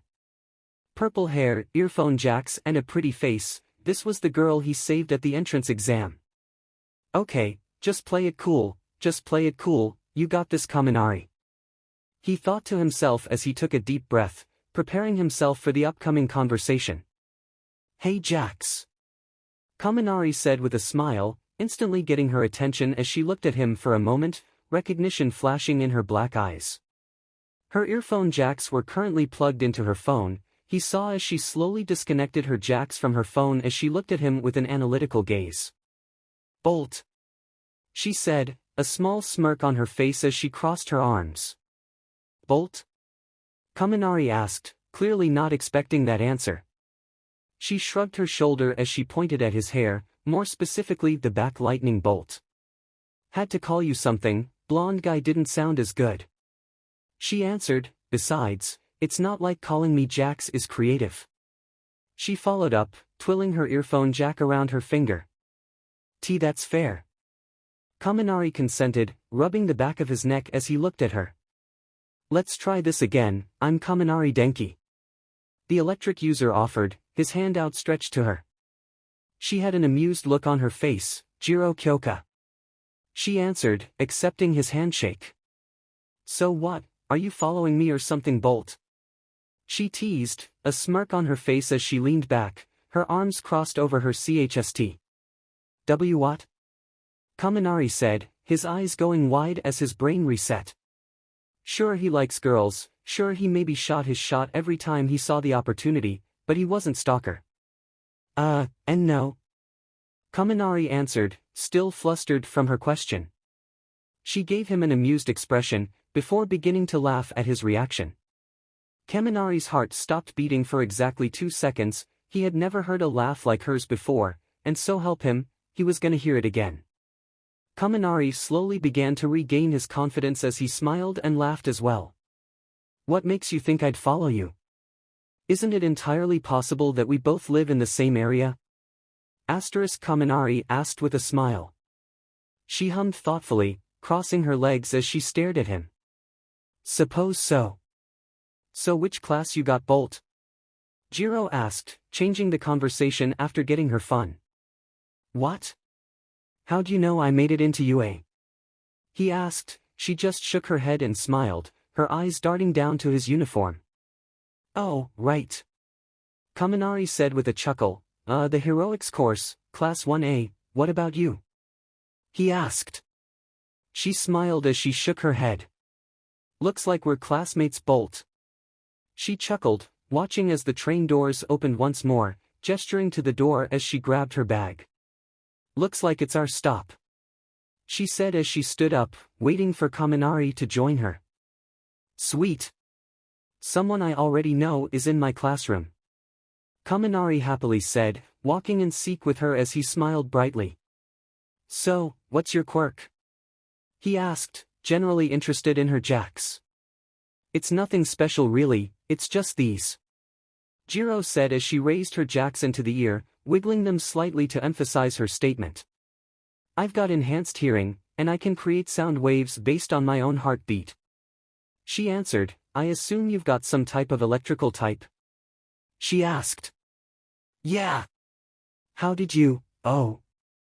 Kaminari said, remembering that not only did she see him to the entrance exams, but he also had a literal lightning bolt in his hair. I can generate electricity from anywhere on my body, but if I use too much, I fry my brain. Kaminari offered, turning the corner as the building of UA was now in view. Fry your brain? So what, you get even stupider than you are now. She teased, a smirk on her face. Hey! She was many things, a hothead, a stubborn bitch and maybe even a little insane, but she wasn't one to quit. Which was why Katsumi Bakugu begrudgingly began to put on the UA school uniform. There were 3 things that could easily be known about the girl: she was strong, confident, and in no means a girl who appreciated the softness most girls had. When she was younger she refused to wear dresses or skirts, only wearing them when her mother forced her to. Thankfully in her old high school, Aldera, the teachers were lenient about the school's dress code, so she got away with wearing pants. Apparently UA had a much stricter school dress code, and such she was now staring at the article of clothing like it just insulted her very being, which to her it very well might have. She grumbled something incoherent, undoubtedly an amount of curses that could make a sailor blush. She hated how the flowing skirt hung to her hips, of the fact that her top was stupidly snug, hell she even hated the stockings she was also given. She looked like one of those anime schoolgirls who would have a crush on their senpai or some SHT. She let out an audible groan as she released a few sparks of anger from her palms. Her red ruby eyes staring at her reflection, her spiky blonde hair styled in a ponytail as she once again grumbled. She knew that she couldn't not wear this, which was exactly the problem. She didn't like to show her femininity, much to her mother's dismay, but she only ever saw that side of her as weak, so she locked it away somewhere deep inside her mind. The only person who had ever succeeded in making her show parts of that side was her childhood best friend who was taken from her a decade ago. No one believed her that he was taken by a man in a black suit, disappearing in a black mist and vanished out of thin air, while almost no one, her parents, believed her. She still had nightmares about that day. She always kept wondering if she had managed to get up, if she had managed to unleash her quirk, the quirk she was always praised for. She sighed as she forcefully pulled her gaze away from the full-body mirror, her school backpack already back as she walked over to her nightstand. A single picture frame stood on it, a picture of two young kids happily hugging each other with a smile on both of their faces. Katsumi picked up the photo and smiled softly at the photo. It was one of her mother favorites, considering this was one of the few examples she actually smiled in a photo. Her lips curved upward slightly as she remembered that day well. It was only a few months before Izuku was taken from her. See, come on Kaken. Mama S says that we need to smile. Her red eyes stared defiantly at her friend, her arms crossed as she ignored his whines, a small smirk on her face as he tried to bargain with her. No way Zuzu. Why do you even want me to smile so much? She asked with an eyebrow raised, getting in his face as he became flustered. He stuttered as he smiled sheepishly, the 8-year-old muttering something that she couldn't hear. She gently flicked his forehead. I couldn't hear you, nerd. She replied, getting a sheepish look in his eyes as he spoke louder this time. Because, when you smile, you look as pretty as a butterfly. Her eyes went wide as her face flushed a slight pink as she grabbed him by the shoulders, ignoring the strange looks her mother was giving her as she pulled him into a hug. Alright, smile Zuzu. She said after a moment, smiling as she felt the literal sun beaming beside her, and for some reason, her heart felt like it was beating faster as she thought about his words. She placed the photo back on her nightstand, slinging her backpack over her shoulders before glancing one more time at the photo. She walked back to her nightstand before grabbing the hairpin that she kept right beside the photo, a red butterfly with green accents she got as a birthday present from him one year. This was the only real girly thing she had in her room. She rarely wore it, but maybe today was a day that she should, she thought to herself as she relented and placed the hairpin in her hair. Adjusting it slightly, she glanced at her mirror one last time, grumbling about the DMN uniform again before making her way downstairs. Her eyes fell upon the younger pictures of her from when she was just a brat, some even having her other half as her mother used to call Izuku. Eventually she made her way to the kitchen counter as she sat down on one of the stools she often sat on for breakfast or homework. She saw as her father smiled at her, his smile being warm as he placed a bowl of porridge before her. Morning kitty cat. Her father said, pressing a soft embrace to her forehead as she involuntarily smiled slightly to his words and touch. So she was a daddy's girl, sue her. Did you sleep well? He asked, noticing the butterfly hairpin as he affectionately rubbed her hair as he took his own bowl of breakfast, sitting beside her as they waited for the fast family member of the Bakuga household. Sure. She answered, taking a bite of her food, smiling again as she realized her dad had put an unorthodox amount of chilies into her bowl. Her father hummed with a smile, taking a bite of his equally spicy porridge. Most people thought Katsumi got her love for spicy foods from her equally brash and hot-headed mother. In reality, her mother absolutely despised anything spicier than a sweetened jalapeno. What was a sweetened jalapeno? Hell if she knew. You look really pretty, sweetheart, her father said with a smile, his gaze setting on his daughter as he admired how much of a young woman she turned into over the years. She inherited her mother's looks to a T, her body being a mirror image from her mother's, even inheriting her red ruby eyes that Masaru first fell in love with all those years ago. He smiled, remembering the times when he and his wife first met. It was definitely a story he liked to share, considering how improbable the whole night was that led to their meeting. Thanks. I guess. Katsumi sharply said, keeping her face form view as she hoped her reddened cheeks went visible. She felt a comforting hand on her back. Looking up, she saw her father giving her the dorky grin that always made her feel at ease. Oi brat. I hope you're actually wearing the oh, never mind. Her mother suddenly said, entering the room as she looked through her purse, grabbing her car keys as she quickly kissed her husband on the lips, making Katsumi groan at the action. Shut up, you'll understand one day.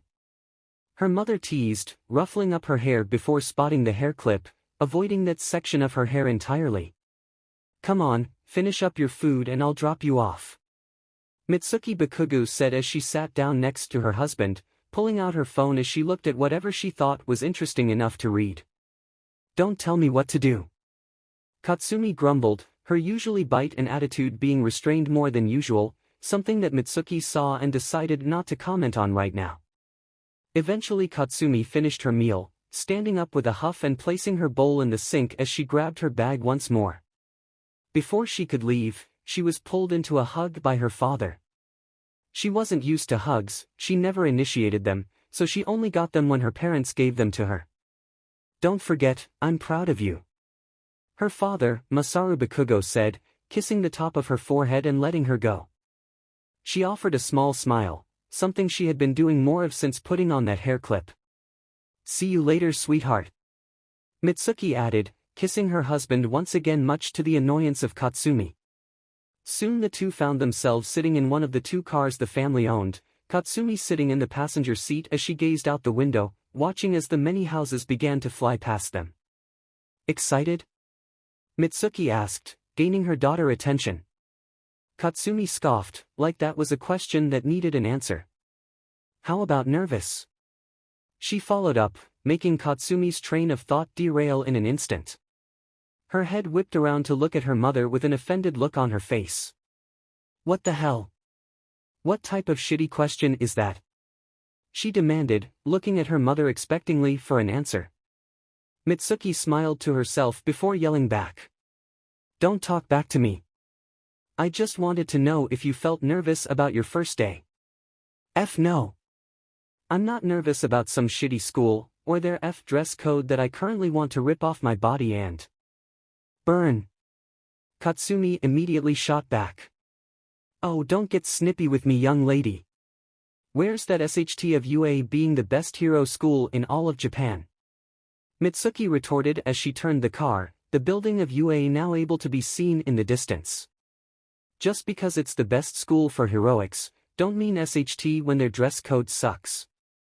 Katsumi grumbled, pulling on her skirt, trying to make it longer than it already was. You'll do just fine, and as much as I don't like it, remember your reasons to be a hero when you feel like something is in your way. Mitsuki calmly said, glancing over at her daughter as it looked like gears were turning in the girl's head. An image of the boy she once knew flashed in her head. He was the reason why she wanted to be a hero. Sure, she had always known she was going to be a hero, but upon his disappearance, she had grown in her views of heroes. At one point in her life, she thought the power of someone's quirk dictated their destiny.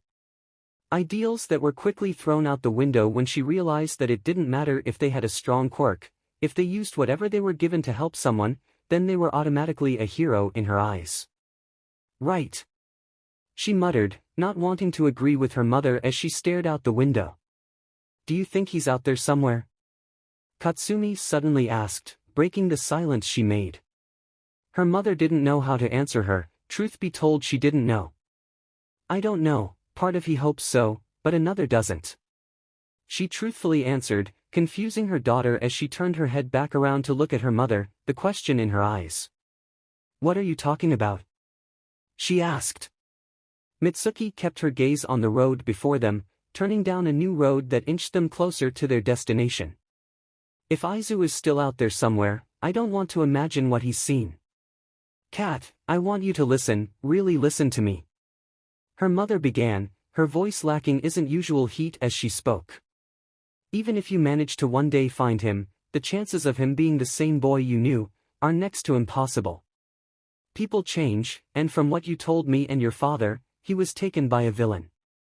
Mitsuki answered, letting her daughter listen to her words. Katsumi didn't answer. The image she always had for Izuku was of a boy who didn't let the world drag him down. A boy who always got back up, a boy who always gave it his all to be a hero. "He'll never be a villain," she answered, her voice not showing any hint of doubt. "He'd rather die than let anyone twist him into something he isn't," she finished, looking out the window once more as the two came to a stop. "That's not what I was implying," Mitsuki answered, looking at her daughter one last time as she offered her a smile. "Good luck, show him all how awesome you are," she said, offering her daughter a fist bump.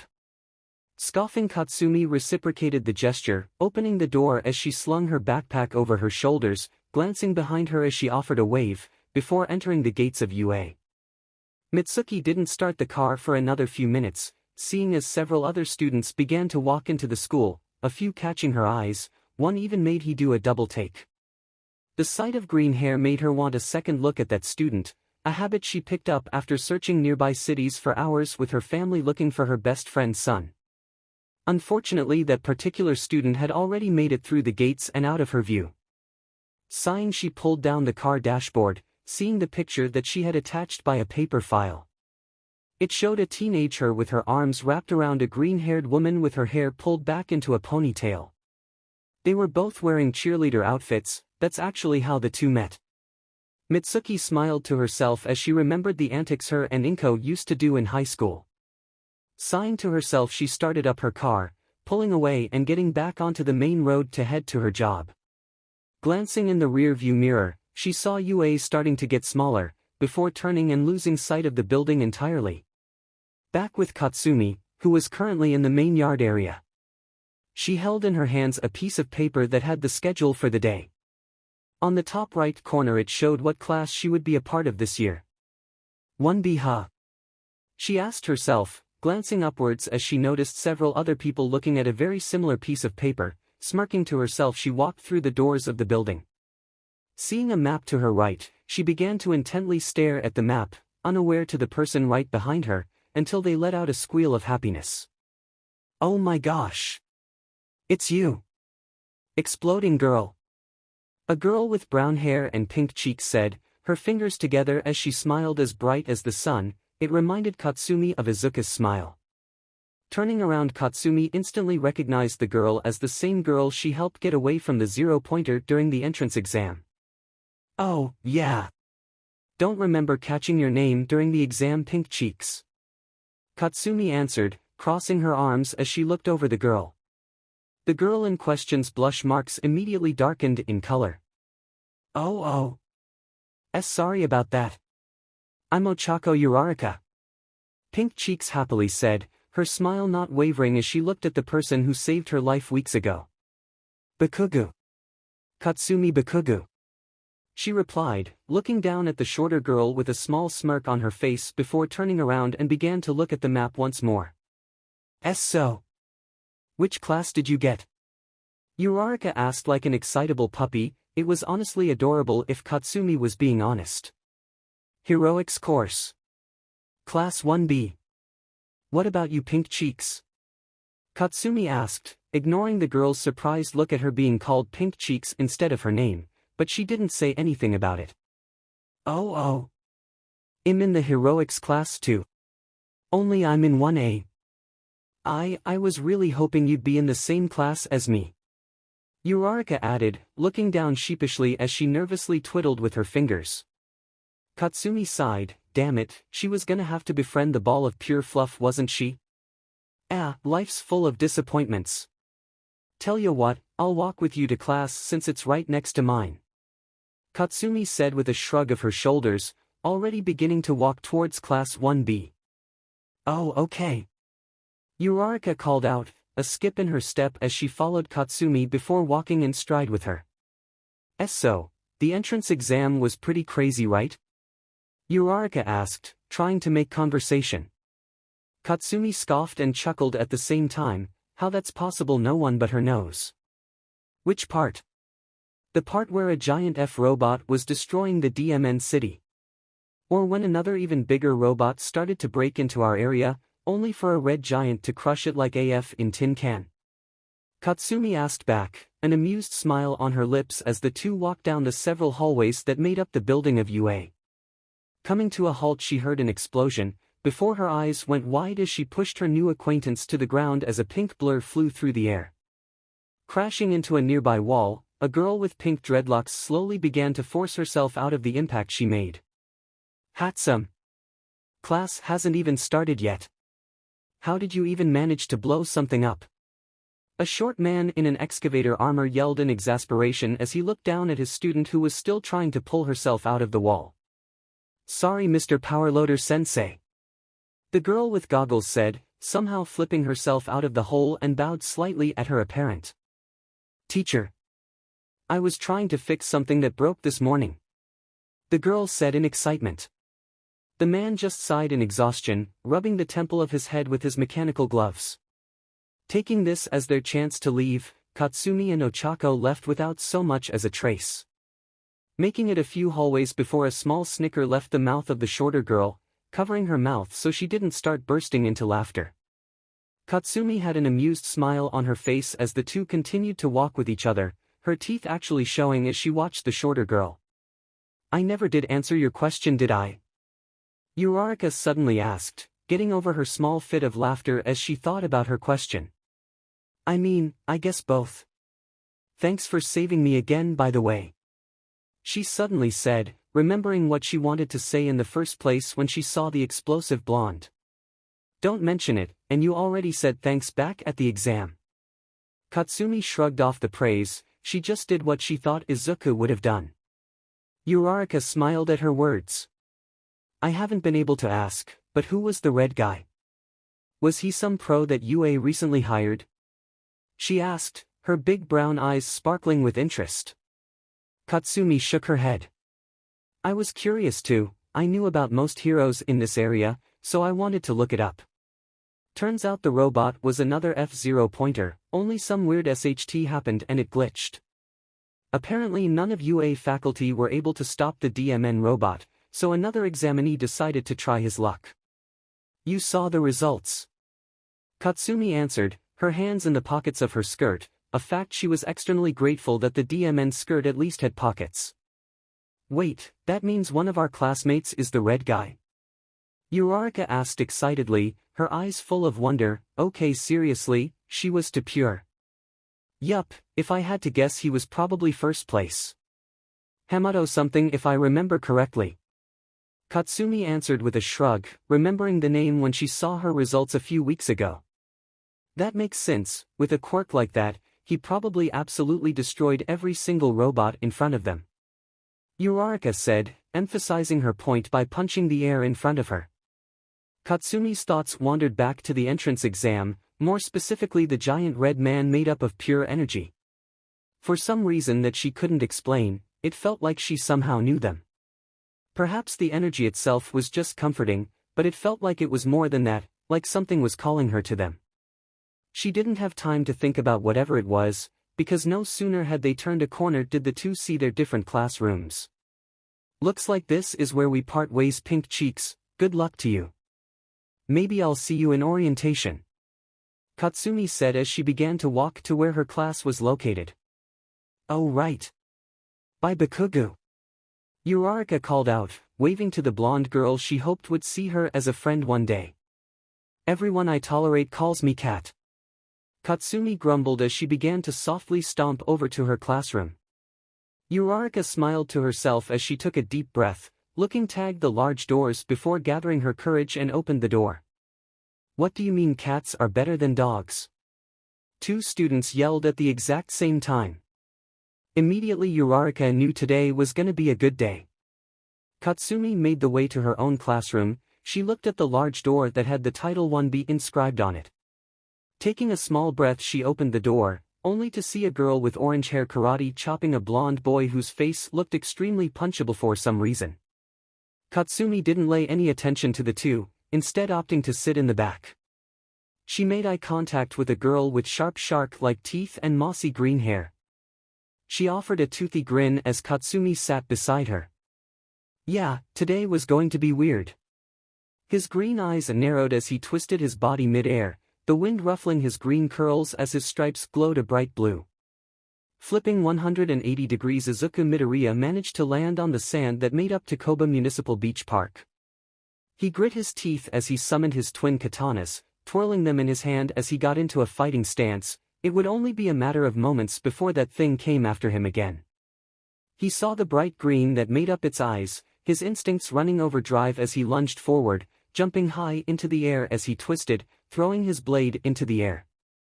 The sword spun in a vertical circle, its path of trajectory aimed right at the giant attacker, its direct target being one of the large green mechanical eyes.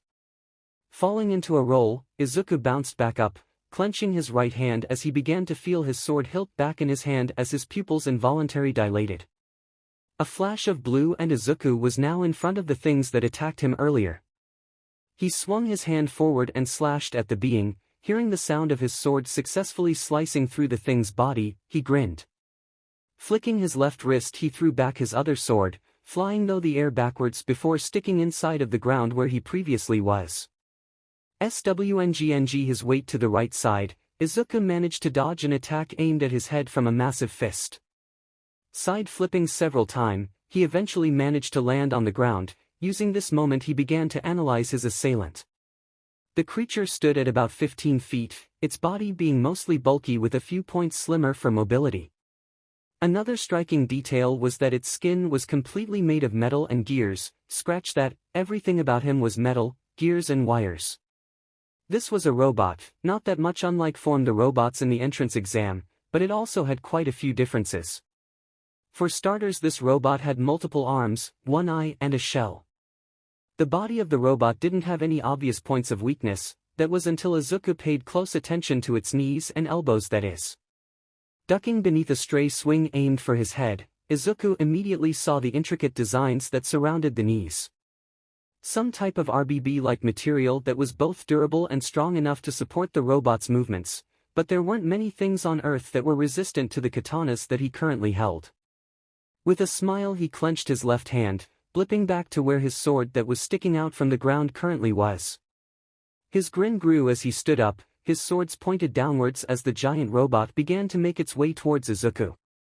Its 6 arms swngng dangerously, slamming against many piles of trash as it made its path towards the boy. In a swift and effortless motion, Izuku lunged forward, meeting the robot head-on as he jumped up over 8 feet, blue electricity sparking between his fingers, running up the katana's metal, its engraved marking glowing bright blue as Izuku vanished out of thin air. The robot's cold robotic gaze looked over where the boy once was, its head whipping around as it looked for its target. Its 6 arms immediately got into a defensive stance, its green eyes looking over the area as it scanned relentlessly until it found the boy. In a flash, a blue portal opened up right before the robot, Izuku reappearing with a smile as he slashed his sword right across the robot's optic. Peekaboo! Izuku yelled, disappearing once again, only to reappear behind one of the robot's massive arms. His blue eyes narrowed at its target, the one structural weak point he could see. Slashing his sword down, he cut through the RBB that covered the elbow joint, effectively amputating the arm off. Completely. Reacting based on its programming, the robot reeled away, its 5 other arms swngng wildly at Izuku. Back flipping away from the robot's eyes, Izuku's eyes narrowed in on his next target. Landing in a handstand, he pushed off with all his strength and launched himself up into the air, flipping his body to the side once again, throwing his sword at the robot's knee.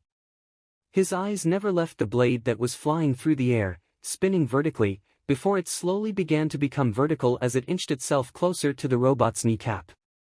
Landing with a thud, Izuku managed to steady himself as he landed in a crouched position, both knees on the ground and one palm, his other hand behind him as he held onto his other katana. The airborne sword was still flying through the air, until it finally reached its target and sliced through the robot's knee with no effort at all. Flexing his hand, Izuku called out and pulled to his sword, feeling it back in his hand as it flashed from its current path to his hand. The robot creaked, its one leg not being enough to hold up the massive weight of the robot. The robot's body fell forward as it face-planted into the soft sand of the beach, its arms twitching as the robot sparked in several spots. Standing up, Izuku hesitantly made his way towards the robot. His sword still aimed at the robot, Izuku hesitantly kicked the robot with his foot, getting no reaction. He kicked it a second time, this time strong enough to lightly dent the metal. Just like before, the robot didn't move, allowing Izuku a moment to relax. Sheathing his swords onto his back, creating an X formation between the swords, Izuku crouched down, and began to look for any markings to indicate where this robot came from. Soon enough, Izuku managed to find a small engraving with the name of company. It just wasn't one he recognized. The name that Izuku managed to make out was Hatsum Industrial. The name didn't ring any bells in the boy's head, and a quick search only gave him a local car repair store. Sighing, Izuku put away his phone and began to try and take off the robot's chst piece. His muscle bulged as he grabbed a hold of a sheet of metal that was welded together. His eyes glowed red as his swords disappeared, being replaced by the equally deadly sais that had red hilts. Smashing his fists together, a red astral form began to surround the boy's arms, stooping right at his shoulders. Placing his hands on the metal sheet, his fingers began to indent the metal before puncturing the material altogether. Gripping tightly, Izuku began to pull up, slowly beginning to rip off the piece of metal, before tossing aside the discarded piece of metal. The red around his arms vanished entirely as the boy crouched down, looking inside the machine's core only to see a very complicated mechanism connected to some type of power source.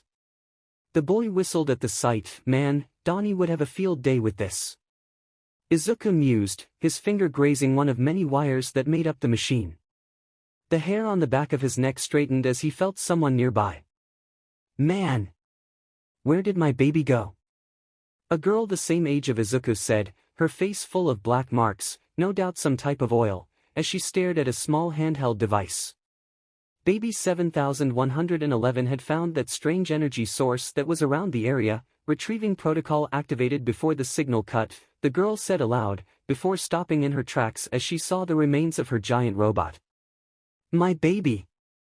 The girl screamed, dropping the device as she ran up to her machine, crouching as she began to inspect the damage. Shoo, it's okay baby, Mom is here. The girl cooed as she began to pet the giant robotic arms of the mechanical beast. Who did such a thing to you? The girl asked, unshed tears in her eyes as she suddenly pulled out a screwdriver and welder from who knows where. Right when she turned on the welder, she felt something cool press against her neck. It felt like metal, which was what it was. Her eyes glanced down only to see a long blade connected to a blue hilt, which was being held by a boy with dark green hair, freckles and shining blue eyes. The girl couldn't speak from the shock, her eyes flicking between the boy and blade. Unsure what she should do next, she dropped her tools and raised her hands high into the air. The boy narrowed his eyes at her, the pressure behind the katana loosening slightly on the girl's neck. Who are you? Izuku asked. His voice didn't give much room for leeway. He wanted answers, and he would get them. Hatsum. May Hatsum. The girl said, a slight amount of fear in her voice as the boy stepped forward. Hatsum? As in Hatsum Industrial? The green one asked, his hold on his katana giving her just enough room for her to nod. In that case. Care to explain why I was attacked by that? Izuku asked, using his other sword to gesture at the fallen machine. The girl gave him a puzzled look. I don't know. The girl answered honestly, her intelligent mind running a mile a minute as she began to connect the dots between the boy and robot. Not good enough. Who sent you? The boy commanded, the grip on his blade tightening as he pressed the blade closer to her throat. And no one. I swear. I'm just trying to find the energy source. Hatsum said, for the first time in her life she felt real, genuine fear. After several thousands of explosions, not much could rack her nerves, and right now he was doing just that to her. Energy source? What energy source? Izuku followed up with, not quite believing the girl's story entirely. Izuku took in her appearance fully now. She had long pink hair styled in dreadlocks, goggles and brown overalls. By all accounts she looked harmless. But Izuku knew from experience that looks can be deceiving. The energy source. Me and baby 7111 were heading to UA and suddenly we saw this immense power spike around this area. I figured it was some type of battery and well, I guess you got to it first, huh? So tell me. What was it? The girl asked, her demeanor doing a 180 as she was suddenly super excited. Blue eyes narrowed as he gazed into her soul, seeing no deception in her unique target-like eyes he relented and pulled back his swords. Sheathing them once more, Izuku crossed his arms and glanced at the robot and girl duo once more before answering. Look, there's no battery, so how about we forget this whole interaction happened deal? Izuku asked, taking a step away from the girl as he glanced at the time. Wait. Are you sure there's no battery? My scanner is saying it's right around where you're. Wait, the girl said before her voice became super quiet, glancing at the scanner and Hero hopeful at a rapid rate. Her face paled as she stood up straight. Damn it, not again. The girl groaned, looking at the scanner, only to see that the boy himself was the energy source. This got Izuku attention as he pointed at the scanner. Care to explain what's got you in such a funk? He asked, well, besides me threatening you with a sword that is. Izuku joked, trying to lighten the mood. You're the energy source. Darn it, I thought I worked out those kinks since the last kid. She grumbled, making Izuku's sweat drop. Wait, this happened to someone else? I'm the battery, huh? Izuku asked, walking up to the girl as he glanced at the scanner. It showed him with 5 different colors swirling around each other that made up his body. The colors were blue, red, orange, purple and green. Makes sense, my quirk lets me create and use energy to an extent. Izuku said. Feeling slightly bad for the girl as he looked at the robot he destroyed not even 10 minutes ago. Anyway, I can help fix 7-Eleven, you know what, I'm just gonna call him Sheldon. Izuku asked, looking at the girl. Sheldon? The girl asked, better than random numbers. The boy shrugged as he crossed his arms waiting for an answer to his question. And not unless you know how to rewire circuits and weld. Wait, do you? Hatsum asked, glancing at him and her baby. Izuku smirked, my brother's pretty handy with tech, he taught me a few things. Izuku replied as he was suddenly spinning a screwdriver in his finger. Wait, how did he get that? Hatsum smiled as she herself pulled out a screwdriver and full toolbox from behind her. With a manic smile she began to mess with the wires that made up the central until of her robot, Izuku loosening the main connector points before the whole battery until was completely disconnected. This is the main part one wanted. But I think I can salvage most of it since you didn't do much damage. But I don't think I'll be able to recover a lot of the lower parts of 7111. Hatsum said as she held the battery core like it was a baby, a very explosive baby. Izuku hummed. So Sheldon's gonna be confined to a wheelchair then? The green one joked, before suddenly sticking his entire hand into the CHST of the robot, his face grimacing as he stuck out his tongue. Hold up, I've almost got it. Izuku said, stopping his companion from jumping on the boy and pull him out. Pulling out his arm, it had oil and other gunk on it, but in his palms was a microchip that Hatsum had somehow forgot about. The memory chip? The girl asked, surprised that her new friend had somehow known where she put it. The boy nodded, didn't know if he had any useful information on it, but it couldn't hurt to go ahead and grab it for you. Izuku mused, handing the girl her memory chip as he wiped off his messy arm with a rag he got from nowhere. Sheldon's gonna need a lot of work, but I think you'll be able to fix him somewhat. Izuku said, knocking his fingers against the arm of the robot. 7111, Hatsum said as she offered a small smile. And thanks, now I just have to get him to UA. Izuku smiled, before pulling out one of his swords. Call this apologies for destroying Sheldon. Izuku said with a smirk as he slashed through the air. A large circular blue portal formed underneath the metal giant, only to fall and disappear as the portal flashed out of existence. Sheldon's at UA's gate. Same as you. The green-haired boy offered with a smile, creating another portal in front of the girl. Thanks, Greenie. The girl called out as she jumped through the newly formed portal, leaving behind a small piece of strong paper. Picking it up, Izuku couldn't stop the smile from forming on his face. A business card, huh? He asked aloud, pocketing the card before making his way to the entrance of the beach.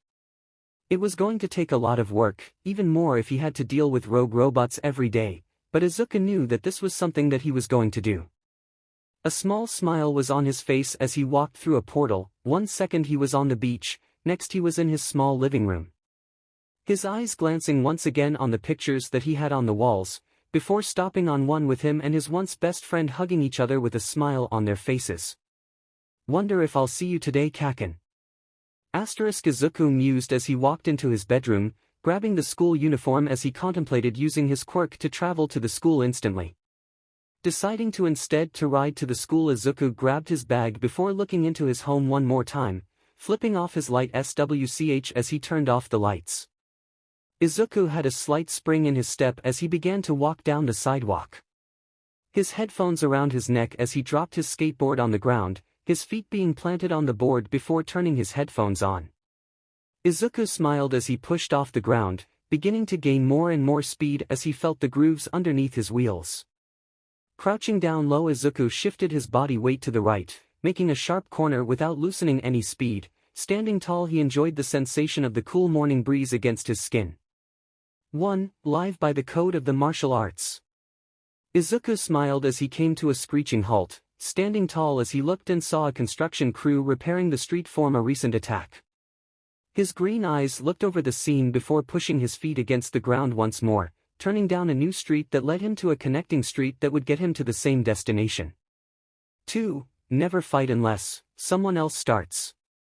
Izuku's head hopped up and down slightly at the sound of drums coming from his headphones, crouching down low as he began to pick up more and more speed.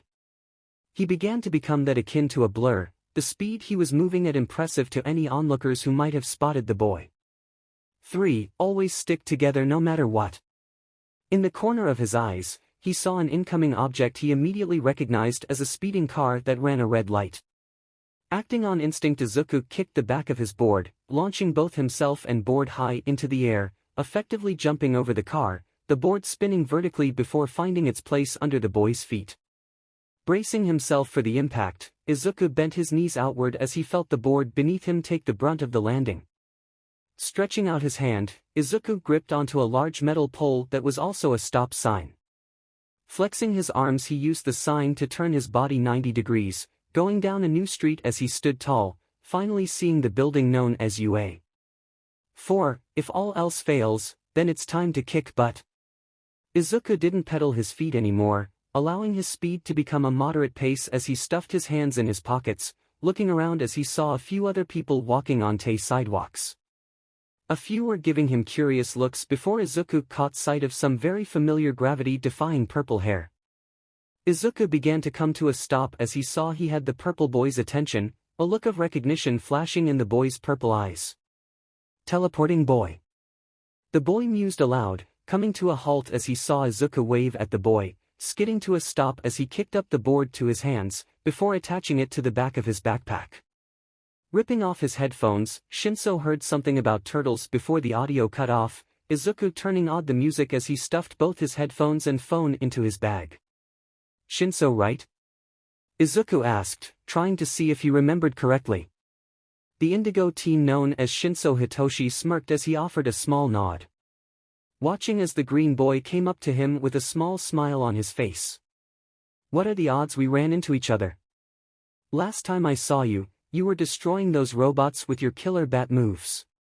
Izuku said, swngng his arms at an invisible ball coming his way. Shinso gave an amused look, studying the boy for any information he could get, before finally deciding. Let me guess. You're not from around here, are ya? Shinso asked, looking at the boy curiously. How'd you guess? Was it my boyish good looks and charms? Izuku asked, offering a smile that showed his pearly whites, earning a small scoff from the other boy. Charms? Does forcing me to talk to you count as charms? Shinso retorted, an amused glint in his purple eyes as Izuku faked a gasp, an over-exaggerated hurt expression on his face. Gasp! How could you think something like that, Shinso? I thought you were mean, friend. Izuku cried in fake anguish, wiping away a fake tear. Alright, drama boy. Shinso said, rolling his eyes, but even he couldn't resist the small smile that created on his lips at the boy's antics. Izuku chuckles softly before stuffing his hands into his pockets. Was born nearby in Musadafu. Ever heard of that place? Izuku asked, getting a nod from his new soon-to-be friend. He continued. Then I moved to the Big Apple, New York itself for over a decade, and now I'm here. What about you? You live close by? Izuku asked, changing the conversation to the purplet. Yup. Shinso said, popping the P as he spoke. Born and raised in the Saitama Prefecture. Hopefully soon that won't be the case. Shinso said, copying Izuku as he stuffed his hands into his pockets, slumping his shoulders slightly at his words. Crappy childhood? Izuku asked, not caring to be delicate, and just ripped the metaphorical band-aid off. The sleep-deprived boy offered a dry laugh, shaking his head amused. You ever been treated like a villain for just existing? Probably not. Shinso mused, his eyes kept forward as he let the conversation between the two die. The jovial attitude between the two died in an instant, Izuku's small smile disappearing as his mind inadvertently reminded him of times from a decade ago. Can't say I have. Izuku lied, but that doesn't mean I don't know how people like that are treated. Let me guess, villainous Quirk? Izuku asked, deciding to not let the conversation die as he prodded into the boy's personal life. Yup. Shinso dryly admitted, probably as villainous as they come. Yet I still want to be a hero. Does that make me crazy? Shinso asked with a rough voice. Izuku nodded to his words. Probably. But then again, most of us hero students are crazy. Izuku joked, his smug smile making its way back on his face as he saw the purple boy give him the side eye. At the very least you are.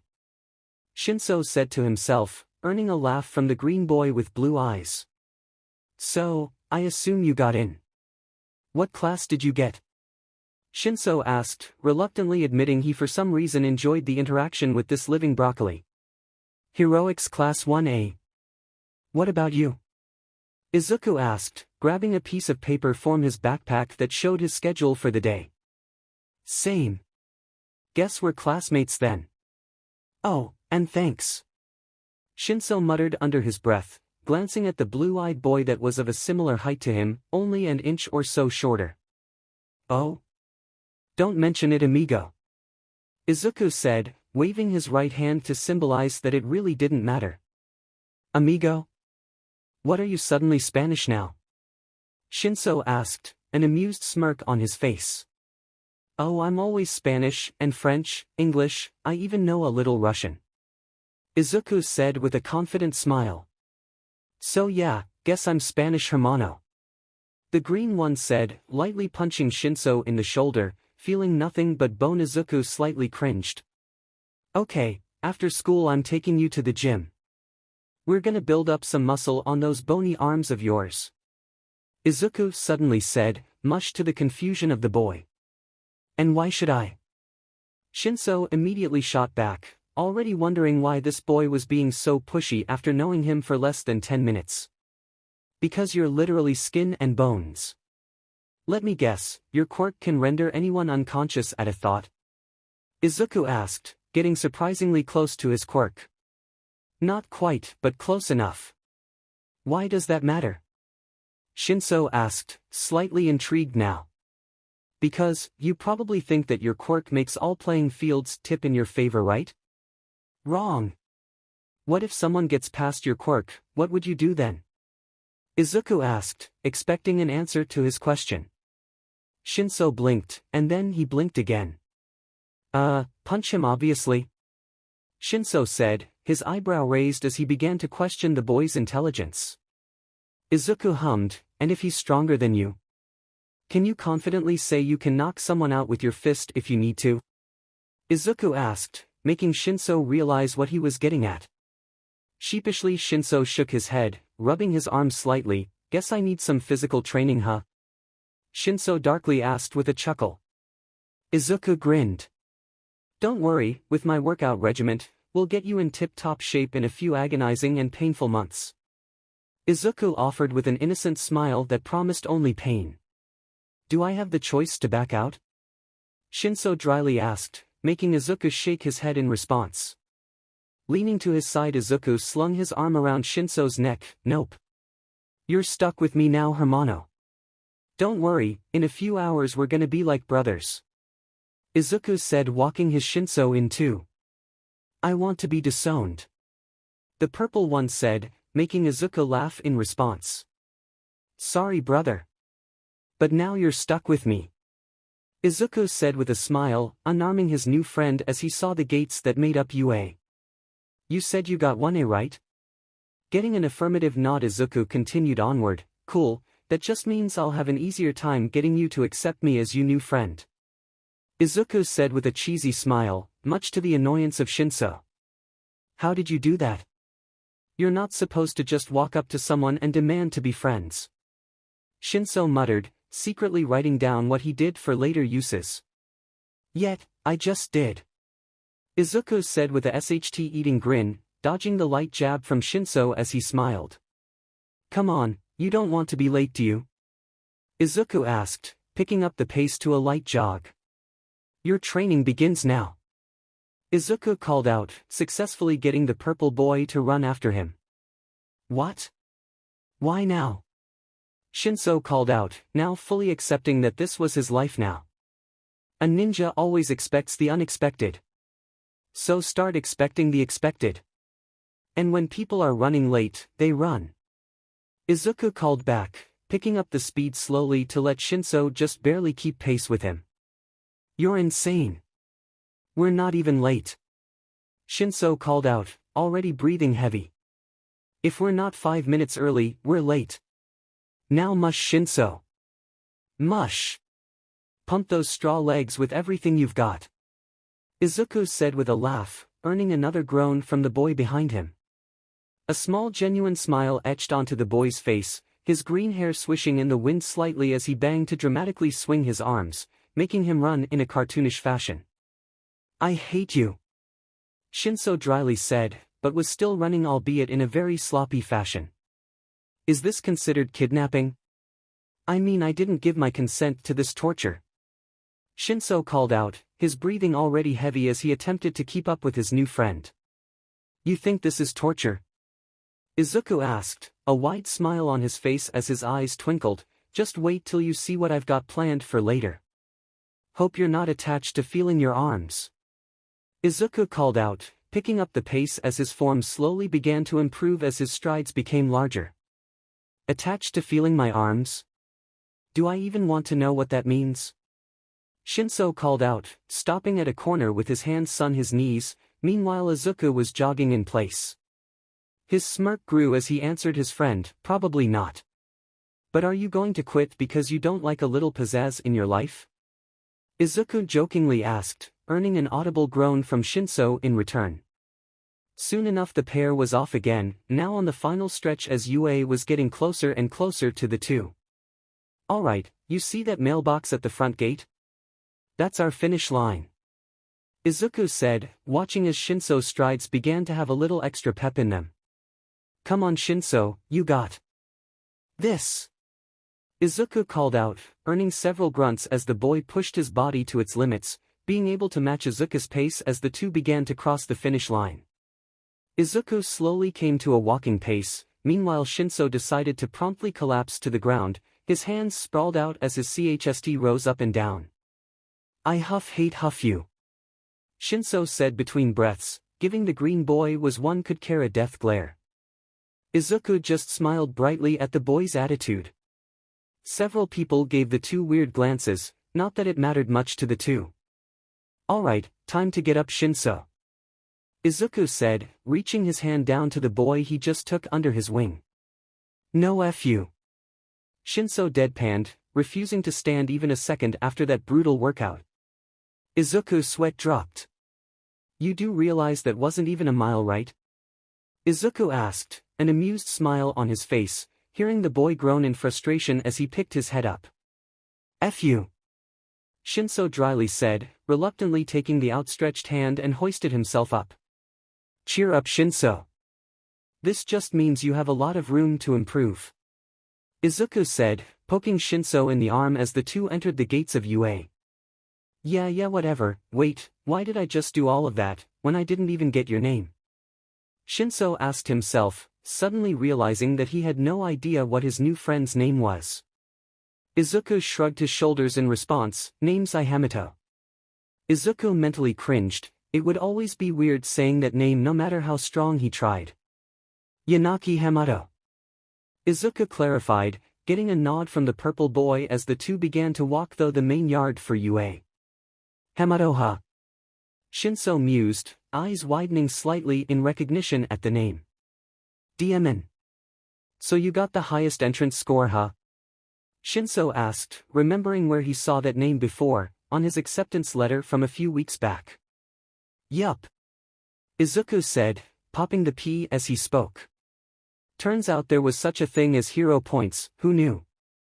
Izuku mused, shrugging his shoulders before he saw a familiar electric blonde making his way through the gates with another purple-haired person. Yo! Kaminari! Izuku called out, getting the attention of the electric boy as he smiled brightly. Kaminari's eyes widened when he first saw Izuku, waving as the girl beside him rolled her eyes before extending her long ears and told him something that Izuku couldn't quite make out. Yo! Hamato! How's it going, man? Kaminari asked, walking up to the green and purple duo with a smile on his face, plus a hint of redness on his cheeks from whatever that girl said. Kaminari, meet Shinso, my new apprentice. Izuku said, a beaming smile on his face as he felt a light slap on his back. Am not your apprentice. Shinso muttered, before looking at Kaminari with a curious look. That's right, I'm sorry, meet my new brother. Izuku followed up, a cheesy grin on his face as he heard his new brother facepalm as Kaminari resisted the urge to burst out laughing. Help me. Shinso said, a tired expression on his face as he begged Kaminari for help. I've known for less than 15 minutes, and somehow he's both simultaneously kidnapped me and made me his friend. Shinso deadpanned. And don't forget brother Hermano.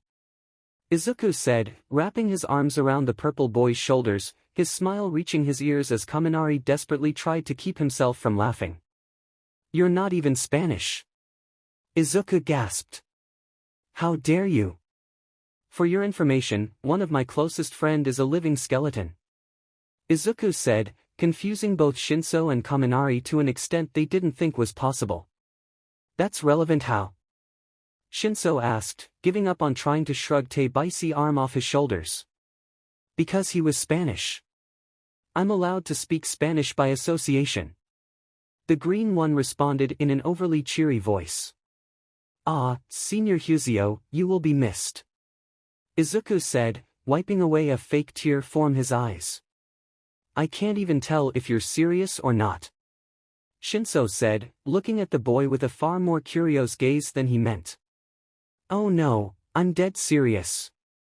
One of my closest friends was a living skeleton, he was a riot on Cinco de Mayo. Izuku responded, pulling his arm off Shinso's shoulders as he looked at the door to the school. Well, you guys coming? Izuku asked, already beginning to walk away from the other two. Both Shinso and Kaminari watched as their new friend/brother walked off. Purple's eyes zeroed in on something that the indigo teen had no idea how he misses the first time. Wait, are those katanas strapped to his backpack? Shinso suddenly asked, finally noticing the ancient weaponry on the boy's back. Ha! Oh yeah, they allow him to teleport. At least that's what he told me. Kaminari shrugged as he began to catch up to the boy. So the most extroverted person I've ever met has teleportation powers. Sure, why not? Shinso sighed, why was this his life? The three soon found themselves inside the main halls that made up UA. Leading the charge through the halls was none other than Midoriya, a small map in his hands as he began to navigate the way through the concrete jungle. I think we've passed that water fountain 3 times by now.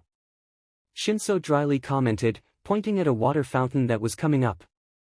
What? There's no way. Let me see the map.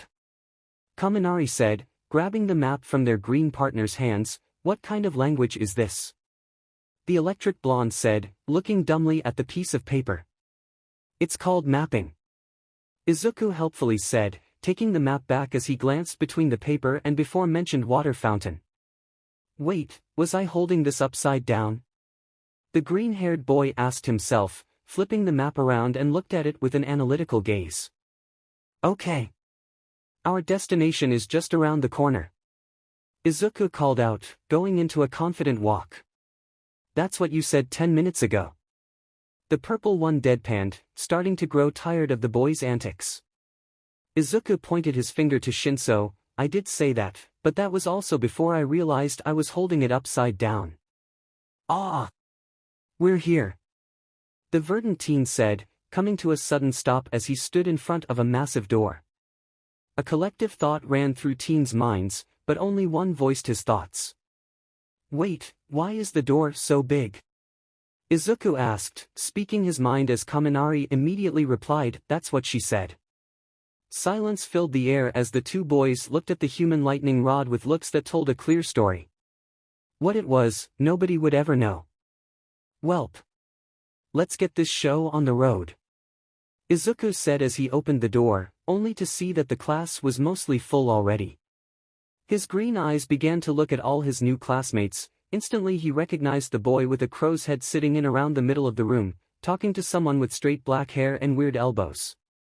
He recognized another pink-skinned girl he assumed he in his mock city, and the girl with weird ears from earlier was talking to a guy with a fluffy blonde tail. Oh hey Jiro. I finally made it. Kaminari said like an excited puppy, heading over to the girl that smiled softly at the blonde's declaration. Izuku looked and saw that several people were looking at him with curious looks. One was from a girl with a spiky black ponytail who was sitting in the far right corner. Next to her sat a boy with dual-toned hair looking at him like he was a piece of meat. Oh me gosh. Kiri. This was the guy I was talking about. The one with the sick but swords. The pink-skinned girl shouted excitedly, gaining the attention of both Izuku and a boy with red hair and shark-like teeth. A very sparkly boy also looked interested in what the pink girl said, turning around to look at the boy who had suddenly become the center of attention to a lot of people. Summoning his best smile, Izuku raised his hand. Hey, name's Yanaki Hamato. I assume you were in my mock city? Izuku asked, trying to understand the situation better. The before-mentioned girl nodded enthusiastically, yeah. I was actually one of the people you got out of the way when the whole zero-pointer robot showed up. The girl said, offering small smile. Izuku snapped his fingers, remembering where he saw the girl. Oh yeah, I remember you now. Izuku confirmed, his blue eyes looking at the red-haired boy with a slight hint of uncertainty. He didn't like the look in the boy's eyes. Dude. She told me what you did, that was so manly. The red boy said, a genuine smile on his lips that could make the most stressed-out people relax upon seeing it. Name's Kirishima Ejiro. And that's my girlfriend Ishido Mina. The spiky red head, Kirishima said as he offered his hand to Izuku. The greenette smiled as he took the offered hand, Hamato Yanaki. And this grump is Shinso Hitoshi. Say hi Shinso. Izuku said, wrapping his arms around the boy's neck once more. First you kidnapped me, forcefully befriend me, decided to torture me, and now you expect me to talk to random people? You've crossed a line. Shinso deadpanned, crossing his arms as he dared the boy to challenge him. Izuku smirked, first of all, it's not a kidnapping if I didn't physically stop you from leaving. Second, don't say you're not thrilled being my friend. And third, if you thought that was torture, well, let's just say you won't be able to walk for a while. Shinso grumbled something as he managed to shake off the boy's arm. Okay, fine, I'll bring a dog, I'm sure that'll cheer you up. Izuku offered, a stupid grin on his face as he secretly enjoyed the reactions that his new classmates were having at the exchange. I prefer cats, Shinso said, crossing his arms as he stared at the green broccoli boy. What? Who in their right mind prefers cats to dogs? It's unorthodox, Izuku said, disbelief in his voice. Ashido, Kirishima, back me up on this, Izuku pleaded, looking at the two newcomers with puppy dog eyes. Stifling a laugh, Mina just dumbly nodded, while Kirishima just smiled. I don't really care, to be honest, Kirishima said, a nervous smile as he rubbed the back of his neck. Dogs are totally better, Hamato, Mina agreed, sighing. Izuku smiled as he pointed at the alien girl. At least one person has some sense. Kaminari. Dogs or cats? Izuku asked the blonde. The sparky boy replied with a shrug. Cats. Izuku clung to his heart. What do you mean cats are better than dogs? Both him and Mina yelled. Izuku immediately gained much more respect for the walking strawberry. I mean, my auntie has a cat, and he's pretty chill, most of the time anyways, Kaminari said, a shiver running up his spine as he remembered the incident between him, his aunt and Outlet. They're literal gremlins, Izuku called out, his hands up in the air with an exasperated groan, before he turned around when he suddenly felt like someone else was behind him. Turning around, he immediately saw the same girl he became a human pretzel with on the day of the entrance exams. Her brown eyes lit up in recognition, before her permanent blush marks darkened. Offering his best smile, Izuku waved to the newcomer. Perfect timing. Can you please explain to these two chuckleheads why dogs are better than cats? The green boy asked, pointing to the purple and electric boy. Before the girl could respond, a tall boy with blue hair stood over Izuku by a good 3 or 4 inches, marched his way over to the group, cutting his way into the conversation. Excuse me. The boy, who had his hair slicked back, his uniform in pristine condition, his glasses pulled up as he glared at the green-haired student. But is that a skateboard on your backpack? The boy sternly asked, pointing to the skateboard strapped to Izuku's backpack. Izuku glanced between the boy and board. Nope. I just thought it'll be a good idea to grab this random piece of wood I found, strap some wheels on it and duct tape it to my backpack. Izuku deadpanned, earning a few laughs from his class. His response irked the tall boy, his blue eyes narrowing as he karate chopped the air with speeds that could put a seasoned karate MSTR to shame. I must request that you get rid of that board. It is against the rules for students to ride the following in the halls: skateboards, rollerblades/skates, SKO. Am I riding it right now? Izuku asked, interrupting the stiff boy. Crossing his arms as he waited for the tall teen to respond, instead it appeared as if the boy had just noticed the sword strapped to his backpack as well. And those? It is illegal to have such weapons on. Izuku shut up the tall boy by placing a hand on one of the blue hilts that his swords had. Stop jumping to conclusions. They're part of my quirk, Izuku said, his answer both blunt and brief as he turned away from the stern boy. Now, where were we? Oh, that's right, you two were about to admit stat dogs are better than cats, Izuku said, ignoring the sputters coming from the blue-haired, glasses-wearing boy. Yeah. That's right, we were. Hey, wait a second, Kaminari yelled, nearly falling for the trick the green bean set in motion. So close, Izuku muttered, still smiling until he noticed something extremely odd in the door entrance. If you're here to discuss pets, then you don't deserve to be in this class, an unknown voice said. Laying in the middle of the door was this yellow slug-looking thing with a human's head. Now, allow me to paint a picture for you. You're a super-powered teenager that has the power to level cities. You're seeing more weird SHT in your life than most can ever imagine. Yet, somehow this single experience topped everything else Izuku had ever seen. Now Izuku wasn't the only one to notice it. No, both Shinso and Kaminari noticed the weird creature after not getting a response from the freckled teen. The hell? Izuku managed to say, gaining a few people's attention as they now looked at the sleeping caterpillar with a human's head. Suddenly tired black eyes shot open as they looked at the 20 students that were now in the room. To everyone's surprise, the yellow slug stood up, a zipping noise being heard as a gruff-looking homeless man stepped out of the yellow carcass. Oh, it was just a sleeping bag. Izuku eyed the man wearily, his fingers instinctively twitching at the presence of the man. The homeless man had some type of jelly pouch in his hand, chugging down the food. The man decided to finally speak. The man had yellow goggles strapped around his neck, the beginning of a 5 o'clock shadow and an interesting-looking scarf around his neck. Finally, the man decided to speak. My name is Shota Aizawa, and I'll be your homeroom teacher for the next 3 years. Shota Aizawa prided himself on being a man who based his life on 2 principles. He prided himself in know what was rational and irrational, but lately the line between rational and irrational was being more and more complicated.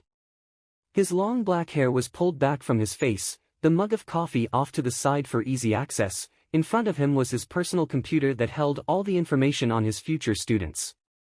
The file that he pulled up wasn't the first time. Each time he read the boy's file, the more he realized things just didn't line up. Yanaki Hamato, Quirk, weapon summary, able to create various weapons. Aizawa smirked slightly at the vague description of his quirk. If he hadn't seen firsthand what he could do, the man would have no idea about the boy's ability to teleport. The man couldn't fault the boy for not putting everything in his quirk registry. In fact, he was actually impressed. Most people wouldn't think about not revealing everything your quirk could do on the registry. No, that wasn't the part that caught Aizawa for a loop.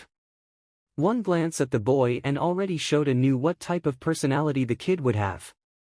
Another one of those cocky arrogant brats that believed themselves to be the top dog. Only, the boy didn't exactly fit the puzzle piece the man created for the boy. For starters, he wasn't above helping other applicants. That much was obvious from the zero-pointer stunt. He even went so far as to encourage another student.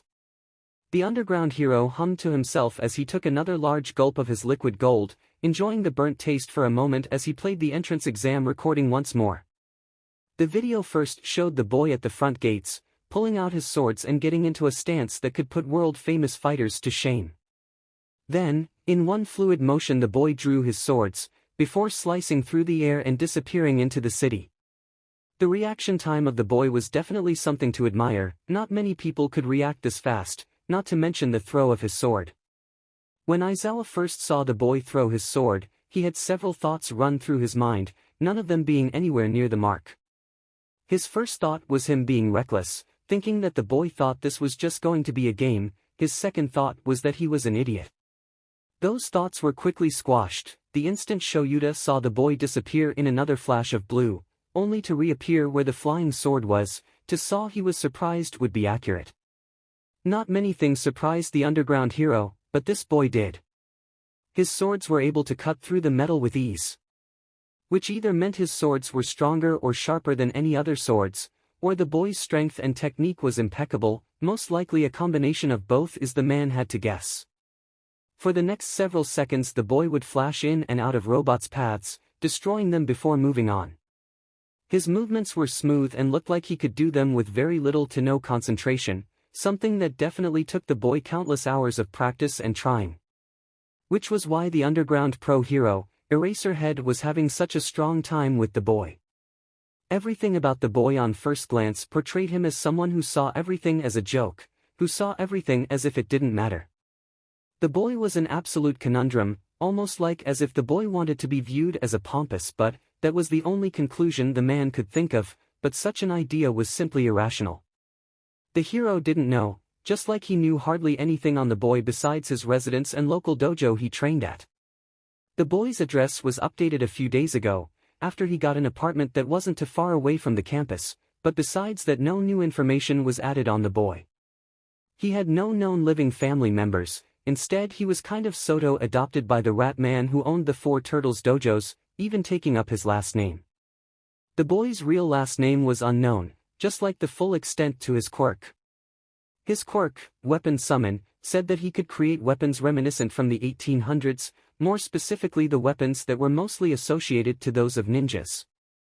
The file said that he was able to create 4 different type of weapons, and currently the man had only seen half of the boy's capabilities, his swords and sais. Part of the man was curious about what else his problem child would be able to do, another was dreading trying to teach a student with supposedly 4 different quirks. In the middle of his thoughts, he felt a pair of arms wrap around his neck as he felt something soft press against his cheek. Her lips were soft as she kissed her husband's cheek, her sea-foam green eyes happy and bright as she pulled her husband close. "Sho, what are you still doing up?" Emi Fukakato, aka the pro hero, Mrs. Joke asked, her clothes consisting only of a large baggy white t-shirt that was shower her shoulder, and a pair of short shorts. She had a sleepy smile as her husband leaned in slightly to the embrace, his hand wrapping around her arm. "I'm just looking at the files for my new class of problem children," Aizawa said, rubbing a soothing circle on his wife's hand. Her head turned around to look at his computer screen, her eyes narrowing as she read the basic information on the boy. "Hamato?" she asked, the name ringing a bell in her head for whatever reason. Her husband nodded softly. "Kid's a living conundrum, first time in a very, very long time I haven't been able to accurately profile a person on first glance." This got her attention, suddenly becoming much more awake as her hand rested on his shoulder, releasing him from her bear hug. "Okay, you gonna elaborate on that, or am I gonna have to pry the information out of you?" she asked, her fingers now in his long black locks, playing with a few strands as she waited for him to answer. Aizawa sighed as he begrudgingly let his wife play with his hair, something he really didn't understand why she liked so much. "Take a seat," the man offered, gesturing to a nearby chair. Emi smirked, before climbing into her husband's lap, leaning into his chest. "This okay?" she teased with a smile. He knew full well he couldn't attempt to argue with her, so he just huffed and nodded, ignoring the small amount of pink on his cheeks. "It's fine," he muttered, placing a hand around her waist to hold her steady as he gave his wife a clear view of the file and video on his computer screen. "Wait, this was the kid who totaled that 0-pointer? Speaking of which, do you know why that even happened?" Emi suddenly asked, remembering something she meant to ask him earlier. Aizawa shook his head. Power Loader is still currently salvaging anything he can, hoping to understand why it got a surge of power and grew in height. His best guess so far is that it got some type of virus somehow, but his guess is about as good as yours at this point," the underground hero said with a shrug of his shoulders. Mrs. Joke nodded, making herself more comfortable as she began to read more into the student's file. "Oh, that's why I recognized the name Hamato. One of my students used to go to that dojo, didn't know their MSTR had another son," Emi suddenly said, reading the name of the dojo the boy trained at for years. This got the man's attention instantly. "He doesn't, at least not biologically. It says the boy has no known living relatives. My best guess is that he took up the Hamato name after they gave him shelter. But that just gives me more questions that I have no possibility of getting the answers to, not without speaking to the dojo's owner Hamato himself," Aizawa replied.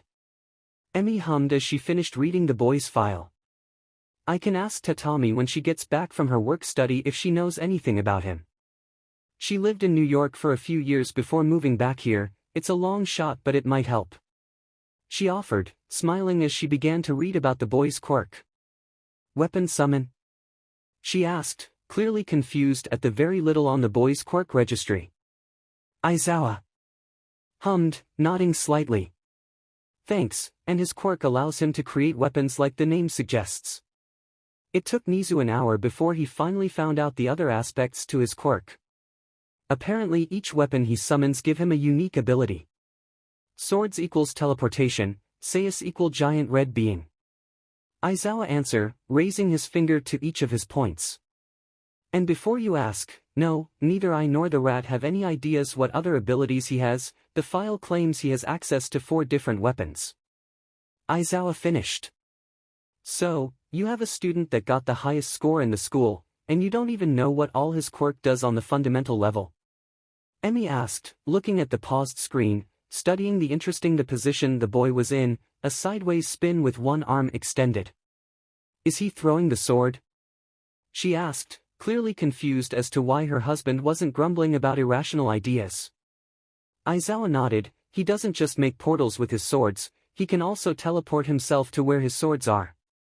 Shoyuta answered, pressing play and showing Emi the video of him blipping around the city. He's good. Really good. Emi said, agreeing with her husband's thoughts on the boy's skill. I mean, how long did it take you to learn that move? She asked, pointing to the screen that showed Hamato side flipping before landing in a handstand and springing backwards in a flip. A few months, but that was also after I had been doing parkour for several years. Kid's got skills, but what really makes me question him is this. Aizawa said, showing a section of the video of him taking the whole exam like a joke, making witty one-liners as he effortlessly destroyed the robots. Mrs. Joke hummed as she watched. Kid's got an attitude that screams cocky, except it really isn't, is it? She asked with a smile, knowing her husband well enough to know that he had already made a head profile on him.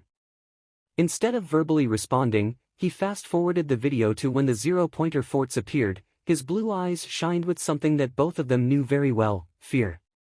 Kid didn't hesitate when he saw the zero-pointer, instead he ran head first despite the obvious fear in his eyes. While everyone else ran away, he stayed and made sure it couldn't hurt anyone else. This is only one of many examples of his actions counteracting my analysis on him. The only possible reason I can have for him to be like this is because he's faking it. He's faking the confidence he shows, making everything a joke as a coping mechanism. She finished, looking at him with a new light. You're right, he's masking something behind the jokes and cocky attitude. You see brief glances of it when he saves someone, a caring side seeping through. She continued, her own thoughts running a mile a minute. Exactly. But then that just leaves me with more questions. Emi nodded to her husband's words, biting on her finger as she sighed in defeat.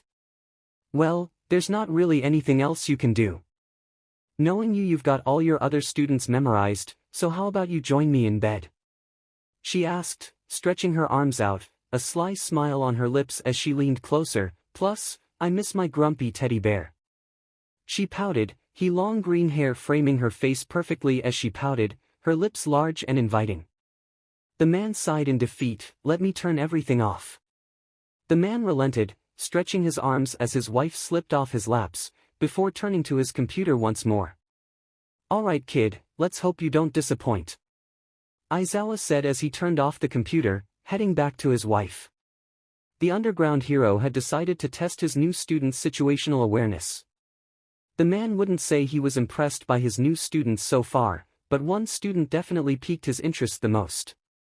He knew the boy would be interesting, hell, he labeled him as his new resident problem child, but he didn't expect the boy to both not only notice him nearly instantly, but also gave no signs of seeing him.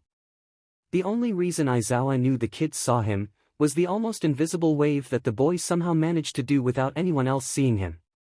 Problem Child and 5 others were in a discussion about something meaningless, even if cats were superior in every way possible. Deciding that the conversation had gone on for long enough, the pro-hero decided to make his presence known. If you're here to discuss pets, then you don't deserve to be in this class. His voice was gruff as he slowly opened his tired black eyes, standing up freaking out his new class. Aizawa would never admit this to anyone, but he did enjoy seeing his students' reactions to his caterpillar state, as both Midnight and Mike called it. The hell? Problem Child asked, his voice full of confusion like this was the first time he saw him. Interesting.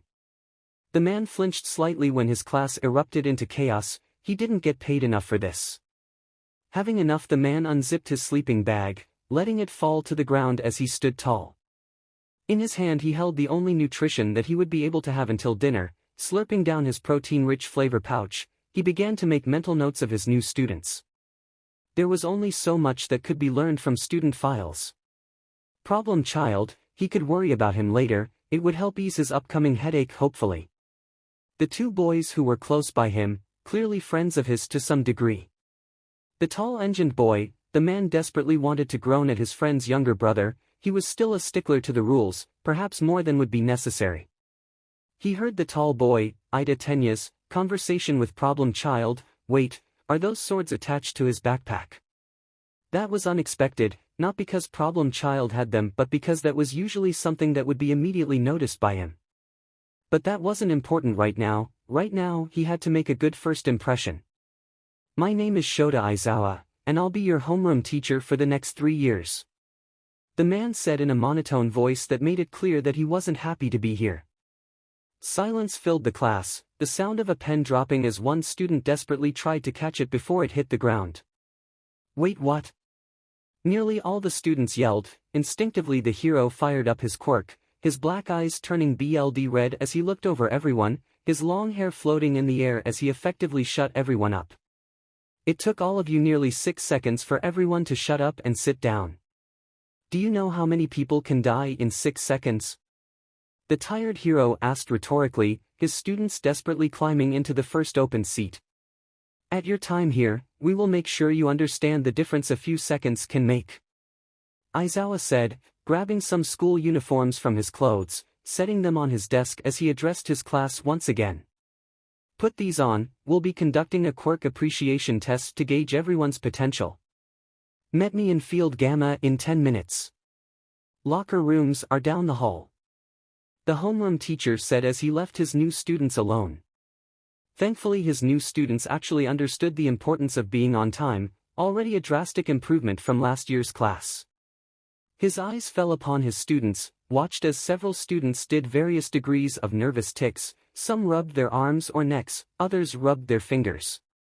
Finally the man saw his resident problem child, the boy's green hair ruffled in the wind, his bright red eyes. Wait, red? They were blue inside of the classroom. The man chalked it up to a side effect from his quirk. No, what really caught his eye were the scars that littered his forearms. Interesting. Today you will be performing the same tests you all did in middle and high school. The underground hero began, deciding to focus on problem child's infallible quirk registry later. The only difference being you will be allowed to use your quirks. The HPSC believes that's very one should all have the same baseline, but they're illogical. If we don't allow you to truly give it your all, then we have all failed as teachers. It's our job to know your limits, and push you to overcome them, plus ultra. The tired man said, grabbing a baseball from the bin he had beside him. Wait, sir. What about orientation? A girl with brown hair and blush marks said. We at UA believe in a more relaxed school program that doesn't just apply to the students. Aizawa said, shutting the girl up. Hamato. You scored first place on the entrance exam. Step forward.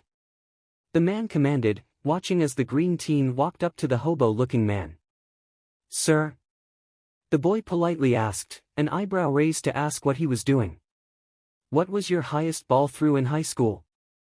Aizawa asked, tossing the ball to Hamato. Around 85 meters, I think. Hamato answered, his fingers tracing against the stitching that the ball held. Not bad a score. This time use your quirk. The tired hobo man said, stepping aside as he pointed to a white circle that Hamato was currently standing in. Stay in the circle, besides that no limits. The underground hero said as he grabbed a device from who knows where. Problem Child offered a smile as he placed his hands behind his back, pulling out a pair of sayas as he twirled them, only to smash his fists together as red energy began to cover his arms. The red energy trailed up his entire body, coating him in the same energy as he grew in size as well, going to just below 7 feet tall. The boy threw his arm back, his arm pulsed rapidly as it began to spark with red lightning, before growing rapidly in size as the boy shifted his body weight forward, launching his arm as he yelled at the top of his lungs. Hatsu up! Hamato yelled, the ball leaving his enlarged hand as it soared through he clouds with a sonic boom from behind it. Hamato looked at his homeroom teacher with a smile, his red energy form disappearing in almost an instant, dropping down to the ground as he waited for his results. Aizawa held the device, his eyes watching as the counters continued to climb higher and higher until it finally stopped. You all need to know what your current limitations are. Today will be the baseline for how strong your potential as future heroes are. So give it all. Aizawa said, turning around the device to show the students the score of his problem child. 1,478 meters. The class collectively yelled at the same time, a small purple-haired boy even passed out from pure shock. "Dude, that's insane," a black-haired teen with oddly shaped elbows said as he got over his shock. "Wait. You're the guy that stopped the rampaging zero-pointer," a pair of floating clothes said, probably pointing at the green-haired teen who just rubbed the back of his neck slightly. Yeah. Problem Child said as he joined his classmates. "We get to use our quirks however we want," a red-haired student said, most probably didn't hear the invisible girl's observation, not that it really mattered. "Oh man. This is gonna be so fun," the pink girl shouted with joy. Shota's face immediately darkened at her words, turning around with a deadly aura as he flared his quirk once more. "Fun? You believe being a hero is all fun and games?" the hero said, looking over his students with his red eyes until he finally released his quirk. "Let's see if this is still fun. The person who comes last in the quirk assessment test will be deemed with no potential and will immediately be expelled from the hero course," the tired hero said, counting down in his head until his students would shout. "And in 3, 2. What? You can't do that. He can't do that, can he?" both the pink-skinned and invisible girl said. There was the reaction Aizawa waited for. "Why you can't do that? It's our first day. That's not fair at all. We all worked strong to get here," the girl with permanent blush marks said, making her opinion known. The underground hero smiled slightly. "Natural disasters, selfish villains, no, the world is a cruel and unforgiving place. The sooner you learn this fact, the bigger of a chance you might actually become a hero," the man said, grinning to himself as he lit a fire underneath his students. "You all only have 3 years to learn everything to being a hero. Welcome to UA," the man said, a creepy smile on his face. The first test was the 50-meter dash. Aizawa stood at the finish line, right beside the digital clock that would record each student's time. The first two up was the stiff boy with glasses and blue hair, and a girl with an obvious mutation quirk. The boy got into a professional running pose as fire began to spark from the exhausts in his legs. Meanwhile, the girl got into a crouched position as they both waited for the man to start the race. With a loud bang, the two students launched forward, the boy crossing the 50 meters in 2.87 seconds. Tenya Ida. Quirk, engine. A mutation-type quirk that gives him literal engines on his calves, allowing him to reach insane speeds that not many people could match. "It's too short of a runway, I could barely reach third gear," Ida said, coming to a stop as he looked at his time. "Impressive time, but currently he's in his element. His true test will come soon though," the man mused to himself as the girl jumped high into the air, landing in another crouch position only to repeat her earlier action, earning herself a time of 5.32 seconds. Tsuyu Ajui. Quirk, frog. A mutation type that gives her the attributes of a frog. It's as simple as that. "Alright, next group is up," Aizawa said, watching as the next pair of students came up and got into position. A girl with horns and a very flamboyant blonde boy with a unique belt got into position. "My apologies, mon aime, but I do believe this race is mine," the flamboyant boy said in a French accent, which the hero would admit confused him as none of his students were French. The pink girl offered a confident smile as she got down low, and the boy turned around, his back facing the finish line. The moment Aizawa began to race, the blonde jumped into the air, a brilliant beam of light shooting out of his belt. Yuga Aoyama. Quirk, naval laser. An emitter type that gives this French boy the ability to fire off a beam of pure sparkles at his opponents, leaving only a pile of glitter behind in his wake. "I really shouldn't have let Mike write out the students' quirks," Aizawa grumbled to himself as he saw the flamboyant boy jump up into the air, only for his beam to shut off mid-flight, causing him to fall to the ground. Meanwhile, the pink girl ran forward, creating some type of whitish liquid from her hands that she was able to scare on, passing past her opponent as he got up and fired another laser into the air. Mina Ashido. Quirk, acid. A mutation and emitter hybrid type quirk. Her skin is naturally resistant to the acid she can create from anywhere on her body. She's also a killer dancer. Mina crossed the line in just over 5 seconds, while it took Yuga a solid 6 before he finally crossed. Alas, my Mon-effect quirk has the downside of being too marvelous. So I can't use my quirk for more than a second without gaining a tummy ache. The blonde boy said as he held onto his stomach. The next few tests were the usual, students giving their best as they ran. Now a girl with brown hair was roughing her clothes as her fingertips glowed pink. "I'll lightening my clothes, oh and my shoes too," the girl said as he bent over and tapped her shoes. Ochako Uraraka. Quirk, Zero Gravity. An emitter quirk that can literally give her control of the greatest natural force in Tay world. Gravity. Upon placing her 5 fingers in any surface, she can negate gravity entirely. Uraraka crossed the line in just over 7 seconds, a wide smile on her face as she pressed her fingertips of her fingers together, returning gravity back to normal. The next test takers didn't do anything special in Aizawa's opinion, and up next was the problem child himself. With a confident smile on his face, Hamato stood tall, his eyes shining blue as a pair of twin katanas appeared in his hands. He got into a crouched position as his friend Shinso got into a runner's pose. At the sound of the bang, Hamato swung forward, spinning himself into a forward side flip as he threw his katana through the air. His movements were precise and flawless.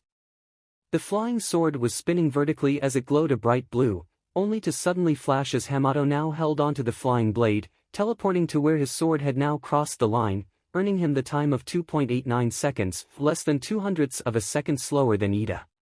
Yanaki Hamato. Quirk, Weapon Summon. While it might not look like it, his quirk is mutation and emitter hybrid. His arms and legs have stripes that allow him to channel energy into making different weapons. Hamato stuck the landing, standing tall as he rested one of his katanas on his shoulders as he turned around, watching as Shinso ran through the 50-meter dash with some effort, racking up a time of 7.34 seconds. "See why it's important to train Hamano?" Hamato asked towards the purple boy, getting a groan in return as Shinso panted as he tried to catch his breath. Soon enough the final group stood at the starting line. The boy with weird elbows and a boy with large lips. Stuffing a cupcake into his mouth, the larger boy sprung forward, his steps cracking the ground as he rushed forward. Meanwhile the black-haired boy jumped high into the air, bending his elbow as his hand went past his face, a line of tape shooting from his elbows as they stuck to the ground in front of him. Rikido Sato. Quirk, Sugar Rush. An emitter quirk that gives him super strength after he eats sugar. The more sugar he eats the stronger he gets, but he also loses intelligence the stronger he is. Hanada Zero. Quirk, Tape. A mutation quirk that gives him literal tape dispensers for elbows. He's our very own knockoff Spider-Man when he uses his tape to swing around. Zero pulled the tape back into his body as he sprung forward, just managing to cross the finish line before the sugar boy. The two stood proud as they smiled at each other, giving a sportsman handshake as they joined the group. The next test was the grip strength, which not surprisingly a few did well, while others fell behind like the small midget with ball for hair. The top 3 who did the best was a boy with multiple arms, a girl with a black ponytail and not surprisingly Hamato who managed to just shatter the device with his red energy. Mizo Shoji. Quirk, Dupli Arms. A mutation quirk that gives him multiple limbs. Each limb can be modified to have any appendage at the end of it as well, including eyes, ears and mouths as well. He also has a base boost of strength. The next test was the long jump, with Azui doing quite well, being able to jump over the entire distance without much trouble. Another who did well was the girl who had the spiked ponytail, somehow having a javelin as she ran and literally jumped over the entire sandpit. The only other person that completely cleared the jump was Hamato, not much of a surprise to the homeroom teacher. Next was the push-ups. After about 10 minutes only a few students were still in the fight. To no one's surprise Hamato was still doing push-ups, looking like he could go for another 10 minutes and still not feel a thing. Another was the redhead with sharp teeth from earlier. The only other person who was matching their lace was a two-toned boy with a burned scar who was matching Hamato's impressive pace. Eventually the other two fell down, leaving Hamato the last person standing in the push-ups. The next test was the side-to-side, where most everyone had a good score. The only person who had a truly remarkable score was a purple midget who was giving the girls concerning looks. Aizawa made a mental look to keep a close look on this boy. In the corner of his eyes, Aizawa saw Hamato talking to Shinso about something. The only thing the tired hero was able to make out was about using his quirk. The underground hero narrowed his eyes. It was true that he had yet to see the tired teen use his quirk, which did nothing but give the man suspicions as to why. Minoru Mineta. Quirk, pop-off. An emitter quirk that gives this little midget the power to use his ball in combat. Wait. Namuri, don't clip that. The next test was the distance run. Most didn't make it more than 10 minutes before dropping to the ground, making the underground hero sigh in frustration. Did none of his students out any effort in making sure their bodies could hold up out in the field? The sound of an engine revving snapped the man out of his thoughts, watching as the pony-tailed girl was riding a literal moped around the track. Aizawa blinked, and then he blinked again, reading her file as to what the heck just happened. Momo Yaoyorozu. Quirk, creation. Armed with an emitter-type quirk, this princess has the ability to use the lipids in her body to make anything so long as she knows the chemical makeup of said item. The next test was the ball throw, and since Problem Child already threw the ball, he was the only one who didn't participate in this with everyone else. His score of 1478 meters, so far was only broken by two others, Uraraka who sent the ball into space, earning a score of infinity. And Yaoyorozu who made a literal cannon and sent the ball over 2 kilometers. And now the purple-haired teen who most definitely was not related to Aizawa in any fashion was up on the hall throw. Alright man, you got this. Just make sure to scream at the top of your lungs Hamato said, rubbing the other teen's shoulders as he gave him some kind of support. At least that's what the underground hero thought. Nope, not doing that.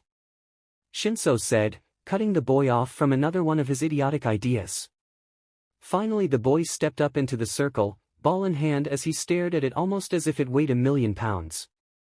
There were so many ways he could use his quirk right now. He could have the brown-haired girl send the thing to space like she did earlier, or have the rich girl blast it out of a cannon. Sir, all quirk usage is allowed so long as I am in the circle, right? Shinso asked, looking at his homeroom teacher, Eraserhead, his thumb feeling the stitch work on the ball as he waited for the confirmation. The tired scruffy man nodded, a small smirk hidden behind his scarf that was totally not a capture weapon. Hey Hamato. Can I ask you a question? Shinso called out, turning around to see the green-haired student that had managed to become his friend in a single morning. Hamato began to say, his red eyes clouding over as his body stiffened as he stood like a statue. Do me a favor and throw this ball as far as you can. Shinso said, tossing the ball to the problem child. To everyone's surprise, he summoned his swords, swiping it down and a small blue portal formed in front of him. Winding up, Hamato threw the ball into the portal, a beeping noise being heard from Aizawa, a device as a full-blown smile formed on his face, turning it around to show the class. 1083000 meters. Shinso stared at the score on the machine, glancing between the device and currently mined, wait what? Hamato's eyes were back to their normal blue as he was clapping slowly at Shinso, a proud smirk on his face as his swords were somehow strapped to his back. The Indigo team continued to stare at the boy for more than a few moments. He never released his quirk, so that meant that Hamato had broken free of his quirk on his own. Hitoshi Shinso. Quirk, brainwash. An emitter quirk that gives him the ability to completely control anyone who responds to a question he asks. Are you sure he isn't you secret child Zawa? He even has the same eye bags as you. Aizawa groaned at the boy's file. Yet again he was questioning why he let his over-enthusiastic friend write the summaries for all of his students. Meanwhile, a rat man was rubbing his head, looking at the ball that struck him in the head just moments before. The rat then started to chuckle, knowing that his student would never see his revenge coming. The following tests were the seated toe touch and sit-ups. Finally, after all the results were compiled, the man stood before his class, projecting the scores to his students. It's illogical to go over everyone's individual scores, instead I'm showing you all of them at once. Aizawa said as he showed his students the results. A few sighed in relief knowing they wouldn't be going home, a few were angry that they were going home, and that there were the sobs. A floating pile of clothes were currently sniffling. This was no doubt the last place. Toru Hagakure. Quirk, invisibility. A mutation quirk that makes her skin ignore the sun's rays, making her completely invisible to the eyes. Right when Aizawa was about to say something, he saw Problem Child doing his best to comfort her, saying she tried her best and to take comfort knowing she gave her best. The underground's hero's eyes narrowed dangerously, his hand tightening around his scarf. This boy was a conundrum on so many levels, and perhaps it was time to finally give him a true test. Without another thought, he shot his capture scarf forward. His eyes went wide as Hamato whipped his head around, and caught the gray fabric in his hand, looking at the underground hero with narrowed eyes. What happened next was almost a blur to the man. To say that he was having fun would be an understatement. This whole test was the perfect time for Izuku to understand his classmates' quirks, an old hobby he had long before he was taken, analyzing quirks to their fullest potential. That's how he managed to deduce that Shinso's activation requirement for his quirk was a verbal response, whether that was actual words or if any noise counted had yet to be tested. When he fell under his friend's control, and teleported the ball to the farthest location he could, dread filled his stomach. Not from the quirk itself, but because there was a likely chance that he has hit his sensei with a baseball. Then the tests ended, and he managed to score first, which honestly surprised him to an extent. Sure, he was usually in the top 3 for each test, still he hasn't expected to beat out the girl who could literally make anything form her body. And then he heard the sniffles coming from his right, a pile of floating clothes shivering as he could faintly make out tears hitting the ground. Gently he placed a hand on her shoulder, doing his best to try and comfort the invisible girl. "Hey, chin up, you did your best," he softly began, his usual bravado and confident smile/smirk disappearing from his face as he spoke. "I mean, you gave it your all, right? So there's no reason to cry. If they can't see that you went beyond, then they don't deserve you," Izuku said, stopping the girl's sniffles as she, probably, looked at him, and a, hopefully, small smile on her face as she heard his words. Then, almost like a flip had been switched, Izuku's comforting smile disappeared as the hairs on his neck stood straight up. A memory coming to him in the split second. You have power. But power means nothing if you're not constantly aware of the dangers around you. A mutant said, wearing a robe and had a walking stick in hand, his other hand playing with the whiskers on his face. Okay, but how does that explain why I'm in my boxers, standing on a box with a BLNDFLD in my hands? A much younger Izuku asked, confused at his master's words as he gripped the soft fabric of the BLNDFLD. There is something that not many people know of, a skill that is only earned through months, sometimes even years of strong work. You must heighten your senses to the point where even the slightest change in wind can alert you to an unexpected attack. The rat man said, walking circles around the boy, his cane tapping against the wooden floor as he examined his pupil. Okay, but if I'll be able to sense the change in wind, how am I supposed to tell the difference between a threat and just a breeze hit me? The boy asked, his he staring with his sensei as shifted his body to move in a small circle. The rat smiled, stopping as he looked at his pupil. You'll learn the difference. Now, place the BLNDFLD over your eyes, and try to anticipate the attacks from my sons. The rat man said, shadowy figures of 4 large beings coming into view, keeping their appearance hidden as each held a suddenly ranged weapon in their hands. Grumbling slightly, Izuku tied the BLNDFLD over his eyes, getting into a ready stance. He waited for the first attack to come.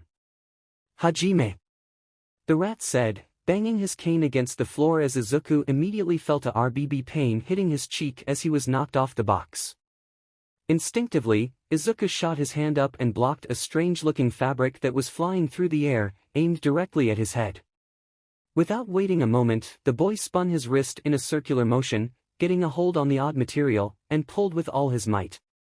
Feeling the familiar weight of a body moving from his tug, Izuku ducked down low as the body came flying through the air, his instinct stopping him from realizing this was his teach and not some threat. Izuku's eyes widened as he realized who he just attacked, pulling his fist back just in time before he cracked the hero's jaw. No one spoke a word as the teacher looked slightly shocked at his students' actions. All the students looked on as one fell over and passed out. Meanwhile Kaminari was dumbly blinking, his brain trying to catch up to the events that just transpired. Sorry. Izuku dumbly offered, his fist still in the air as he didn't dare to move from his teacher's gaze. Aizawa stood up, looking at the boy who was still doing his interpretation of the Statue of Liberty. If I don't move, he can't see me. The boy thought to himself, a cold sweat running down his face as the man looked at him with anger just beneath the surface. Faster than the eye could see, Izuku was suddenly wrapped up in strange fabric from before, his entire body off the ground and wrapped up besides his head. I'll admit, I wasn't expecting that. The man said, flaring his quirk as his long hair began to float, his eyes turning blood red as Izuku immediately began to think maybe he really was Doan possessed. Originally he dismissed the idea that Kaminari said after first seeing the man's quirk, now he was reconsidering his thoughts. You told her that she went beyond. The man said, gesturing to the invisible girl, blinking as his hair fell and stared right into the boy's soul. So why didn't you? The man asked/commanded, his voice held no room for debate or discussion, he wanted an answer, and he would get an answer. Izuku smirked slightly, going against his restraints as his muscles bulged. Why should I let someone like you stay, when you didn't even give it you all? Why should I let someone like you stay in the hero course? The man asked, his grip on his capture weapon tightening as he noticed the boy beginning to struggle against the capture weapon. Izuku's eyes flashed red as he tried to summon his quirk, immediately noticing that Eraser had activated his quirk, stopping the boy in his tracks. Shota Aizawa. Pro Hero, Eraser Head. Quirk, Eraser. An emitter quirk that lets my best bud eraser all non-mutation quirks in his field of vision, the effect stops when he blinks though. Izuku's eyes widened when he couldn't feel his quirk anymore, his now bright emerald green eyes narrowing as he restrained against his teacher's capture scarf. He was about to speak when the man cut him to it. Allow me to be clear. I believe you have some potential buried inside of you. I want to see it. So I'll make this as simple as possible, impress me. The man said, using his free hand to pull up his yellow goggles, waiting for his problem child to do something. A spark was lit inside the emerald eyes of his problem child, that's what he was hoping for. In an instant the man felt the fabric begin to give away at the boy's impressive strength, a small hole forming around the boy's wrist, and that's exactly what he was hoping for. In a flash a small metal star was between his fingers, flicking them forward Izuku shot the ninja star through the air. Aizawa's eyes widened slightly at the attack, his grip over Izuku loosening just enough for the boy to free himself, flipping backwards as the man blocked the throwing star from hitting his goggles. The metal star fell to the floor as Eraserhead immediately realized that he was duped. In an instant he lunged forward, his hair floating as he saw the boy trying to summon one of his weapons. Flinging his scarf forward, he aimed his capture device at the boy's ankles, missing them barely as Izuku spun midair, only to land in a crouched position and leap backwards once more when he saw his teacher shifting his body momentum and aimed a punch to the boy's face. Raising his left arm he managed to block the hit, pushing forward he managed to reel his fist backwards as he attempted to land a blow on the underground hero. His attack missed as the man merely strained his neck to the right, his hand grabbing a hold of the boy's wrist, hitting a nerve as Izuku muffled a small wince. Bringing his knee up Izuku managed to land a blow in the man's chest, forcing him to loosen his grip and Izuku pulled his fist back, noticing that the man's hair fell the moment he hit him in the chest. He needed space, and that was exactly what Eraserhead wasn't giving him. Performing another backflip, he felt something wrap around his ankle, slamming him into the ground. I expected more from you. Eraserhead said, watching as the boy twisted his ankle in a certain way that allowed him to free himself.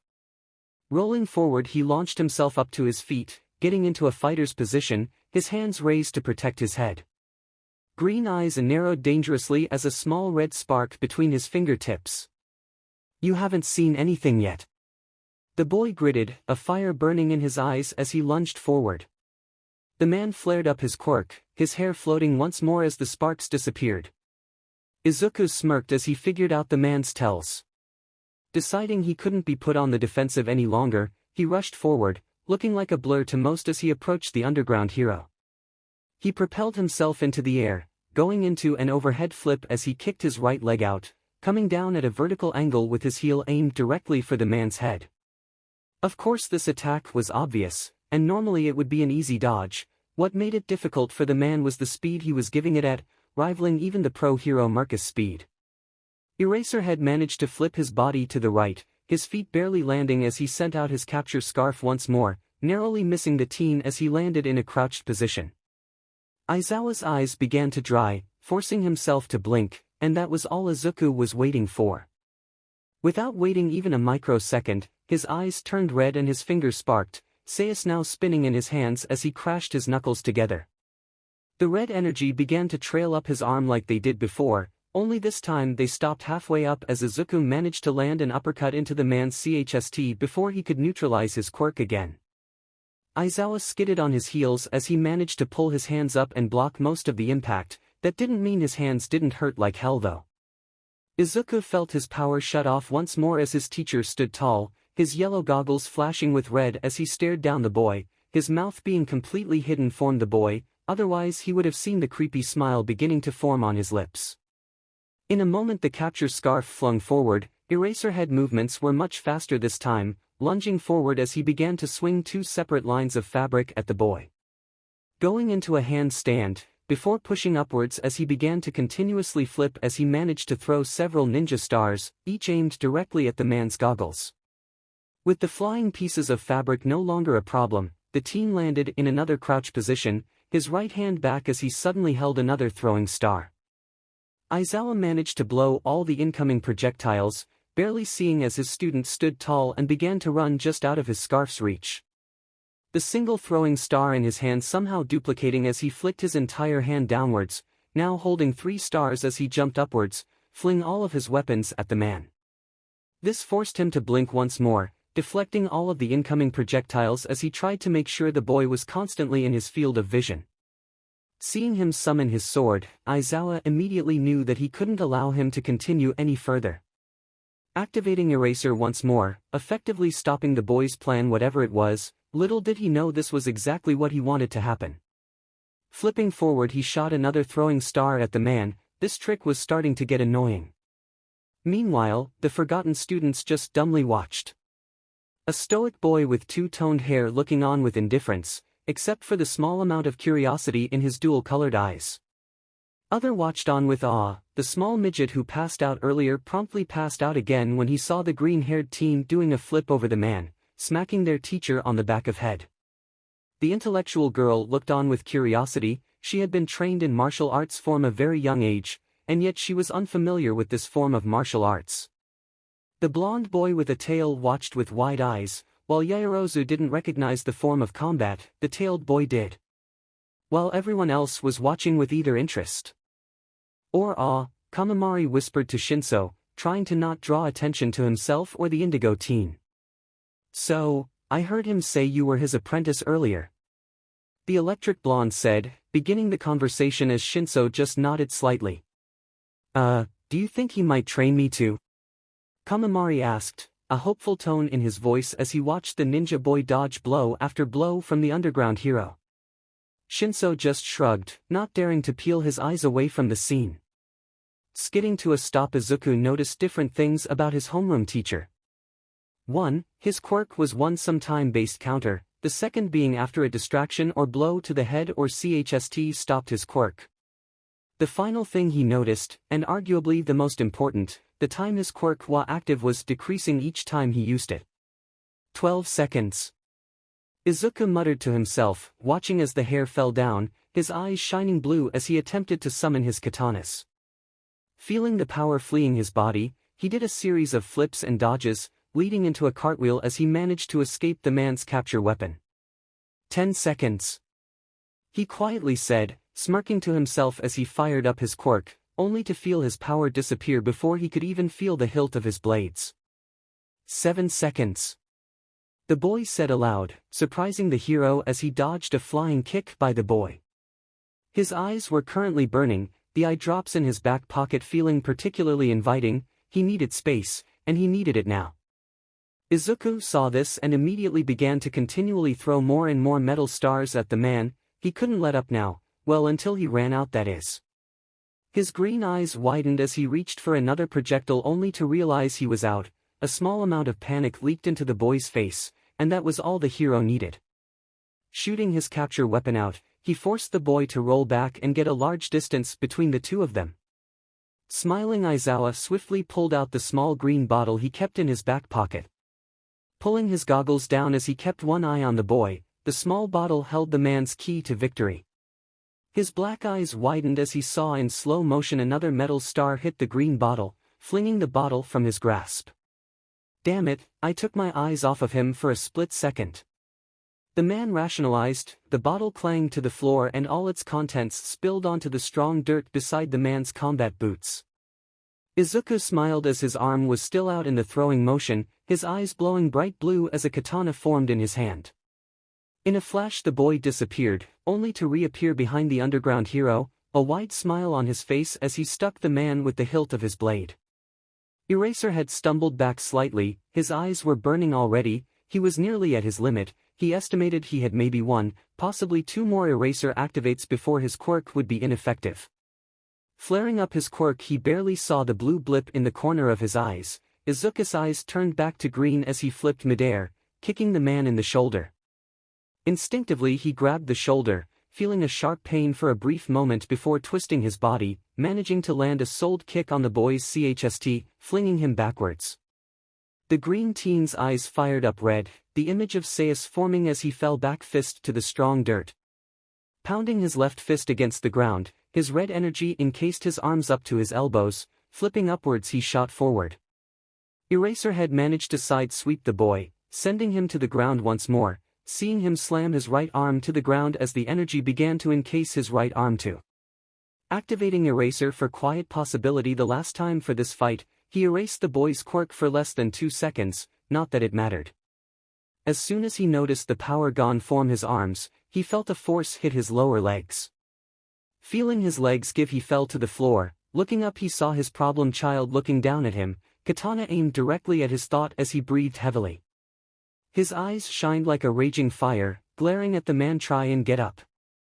For the first time in a long time, Aizawa genuinely smiled at someone besides his close friends or wife. This kid. Aizawa thought, looking at the teen who made his sword disappear as he offered a hand to the fallen pro hero. The underground pro took the offered hand, standing tall as he looked at his problem child. Not bad, kid. Maybe next time I won't hold back. The man said, getting back into his normal stance of indifference, yet behind his attitude, the man felt proud of this kid. He wasn't holding back, not at the end. This truly was a fight he lost. Oh. And no one's going home. That was just a rational deception to ensure you all did your best. Aizawa exclaimed, watching as several students held in surprise. Yaoyorozu telling everyone that it was obvious he wasn't going to expel anyone. The underground hero continued to glance at Hamato. He knew it's the proper guidance, he would become a proper hero. From behind a corner, the large build of All Might, Japan's #1 hero, could be seen. A look of surprise came over him as he did his best to stay hidden. To his surprise, young Hamato turned around and saluted him, while also not alerting his classmates to the hero's presence. It was now several hours later, and the thin frail version of All Might sat in front of the overlord of UA, the one and only Nizu, who drove fear into the hearts of many with his fluffy paws. The small rodent looked on at the #1 hero with his black beady eyes, a small smile on his face as he held onto a file that he managed to get. I've looked into Hamato's files like you asked. Although I believe you won't be too happy with what I found. The mouse bear dog thing said with a smile, sliding over the file to the frail hero. Picking up the file, Toshinori quickly flipped through the contents. Nothing was out of the usual, in fact it seemed perfect. I don't understand. The man began, looking at his new boss with a hint of confusion evident in his voice. You said there was something that you wanted to show me, but I've already seen this, as well as all their other teachers in UA. All Might said, still flipping through the few pages on the boy. Nizu smiled. Exactly. It looks perfect, no hint of tampering being found anywhere, except for one small detail. The principal of UA said as he pointed his adorable paw to a small section on the boy's file. Toshinori's blue eyes wide when he looked at the information. A small detail that was easily meant nothing anyone who would have read it, well anyone except for Nizu and All Might that is. That's not possible. All Might said, looking at his rodent boss. The mouse overlord didn't speak, instead grabbing the file back, laying it down in front of his as he looked at the one piece of information that didn't add up with everything else. The small section that showed the transcripts of him moving from Japan to the United States, a few years before All Might and All for One had their final battle. Moved to America with his father after his mother died. Nizu said aloud, reading over the file once more. I checked all missing person reports from that time. None of the reports matched the boy's description were filed, so either his father was working with All for One. Nizu began. Or there is so much more information that isn't accurate in his file. All Might finished, already knowing what his boss would say. Nodding, Nizu closed the folder, and cupped his paws together. I'll be honest, All Might. I don't believe that his father was an associate with All for One. My current theory is that Yanaki Hamato is hiding secrets more than even I could properly estimate. Nizu finished, looking at his skeleton of a friend. The man nodded, looking down at the closed file, the boy's name printed boldly on the front. Then what do we do now? All Might asked, looking up into the beady black eyes of the principal. Nizu hummed, sipping on some tea as he grabbed the file, putting it in his personal drawer as he sat his cup down. For now, we keep this between ourselves, the less people who know about this the better. The mouse bear dog said, looking at the hero with steady eyes. All Might nodded, standing up as he began to head towards the door. Oh, and All Might. Nizu happily said, gaining the hero's attention. I don't believe he's a threat to our school, I know you already have your eye on him. Nizu said, referring the All Might's true reason for getting a job at UA. I'll keep that in mind, sir. The frail man said, closing the wooden door behind him as Nizu was left alone to his thoughts. What all are you hiding? Nizu asked himself, pulling out a pen as he began to write something down on a piece of paper. The rodent smiled to himself, he hasn't had a proper challenge in investigation like this in a very, very long time. Meanwhile, 3 teens were walking down the hallway. Dude! Please! You've got to teach me how to flip like that. Kamamari begged, jumping around Hamato who had his signature smile on his face, bag slung across his back. Shinso rolled his eyes at the blonde's antics, even if he was secretly wanting for the same thing. We'll see. Hamato said, looking at the clock and began to walk towards the school gym. I asked Aizawa-sensei if we could use the school gym, so we're all good. The green teen said as he glanced at the clock. As if a SWCH had been flipped, Shinso groaned, remembering the promise Hamato made him earlier in the day. What's the matter? You said you weren't attached to feeling your arms this morning. Hamato said, leaning forward as he looked at the face of his newest friends. His eyes widened slightly as he felt the vibrations coming from his phone in his pocket. Hey, I just realized I forgot something back in our classroom, you guys go ahead, I'll meet you there. The freckled boy said, already taking a step back as his newest friends began to walk towards the gym.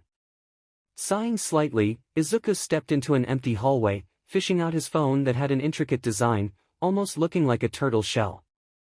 Seeing the person ID, Izuku didn't waste another second as he pulled the phone to his ear. Hello? Izuku asked, his eyes narrowing as he heard the caller speak. We found the girl.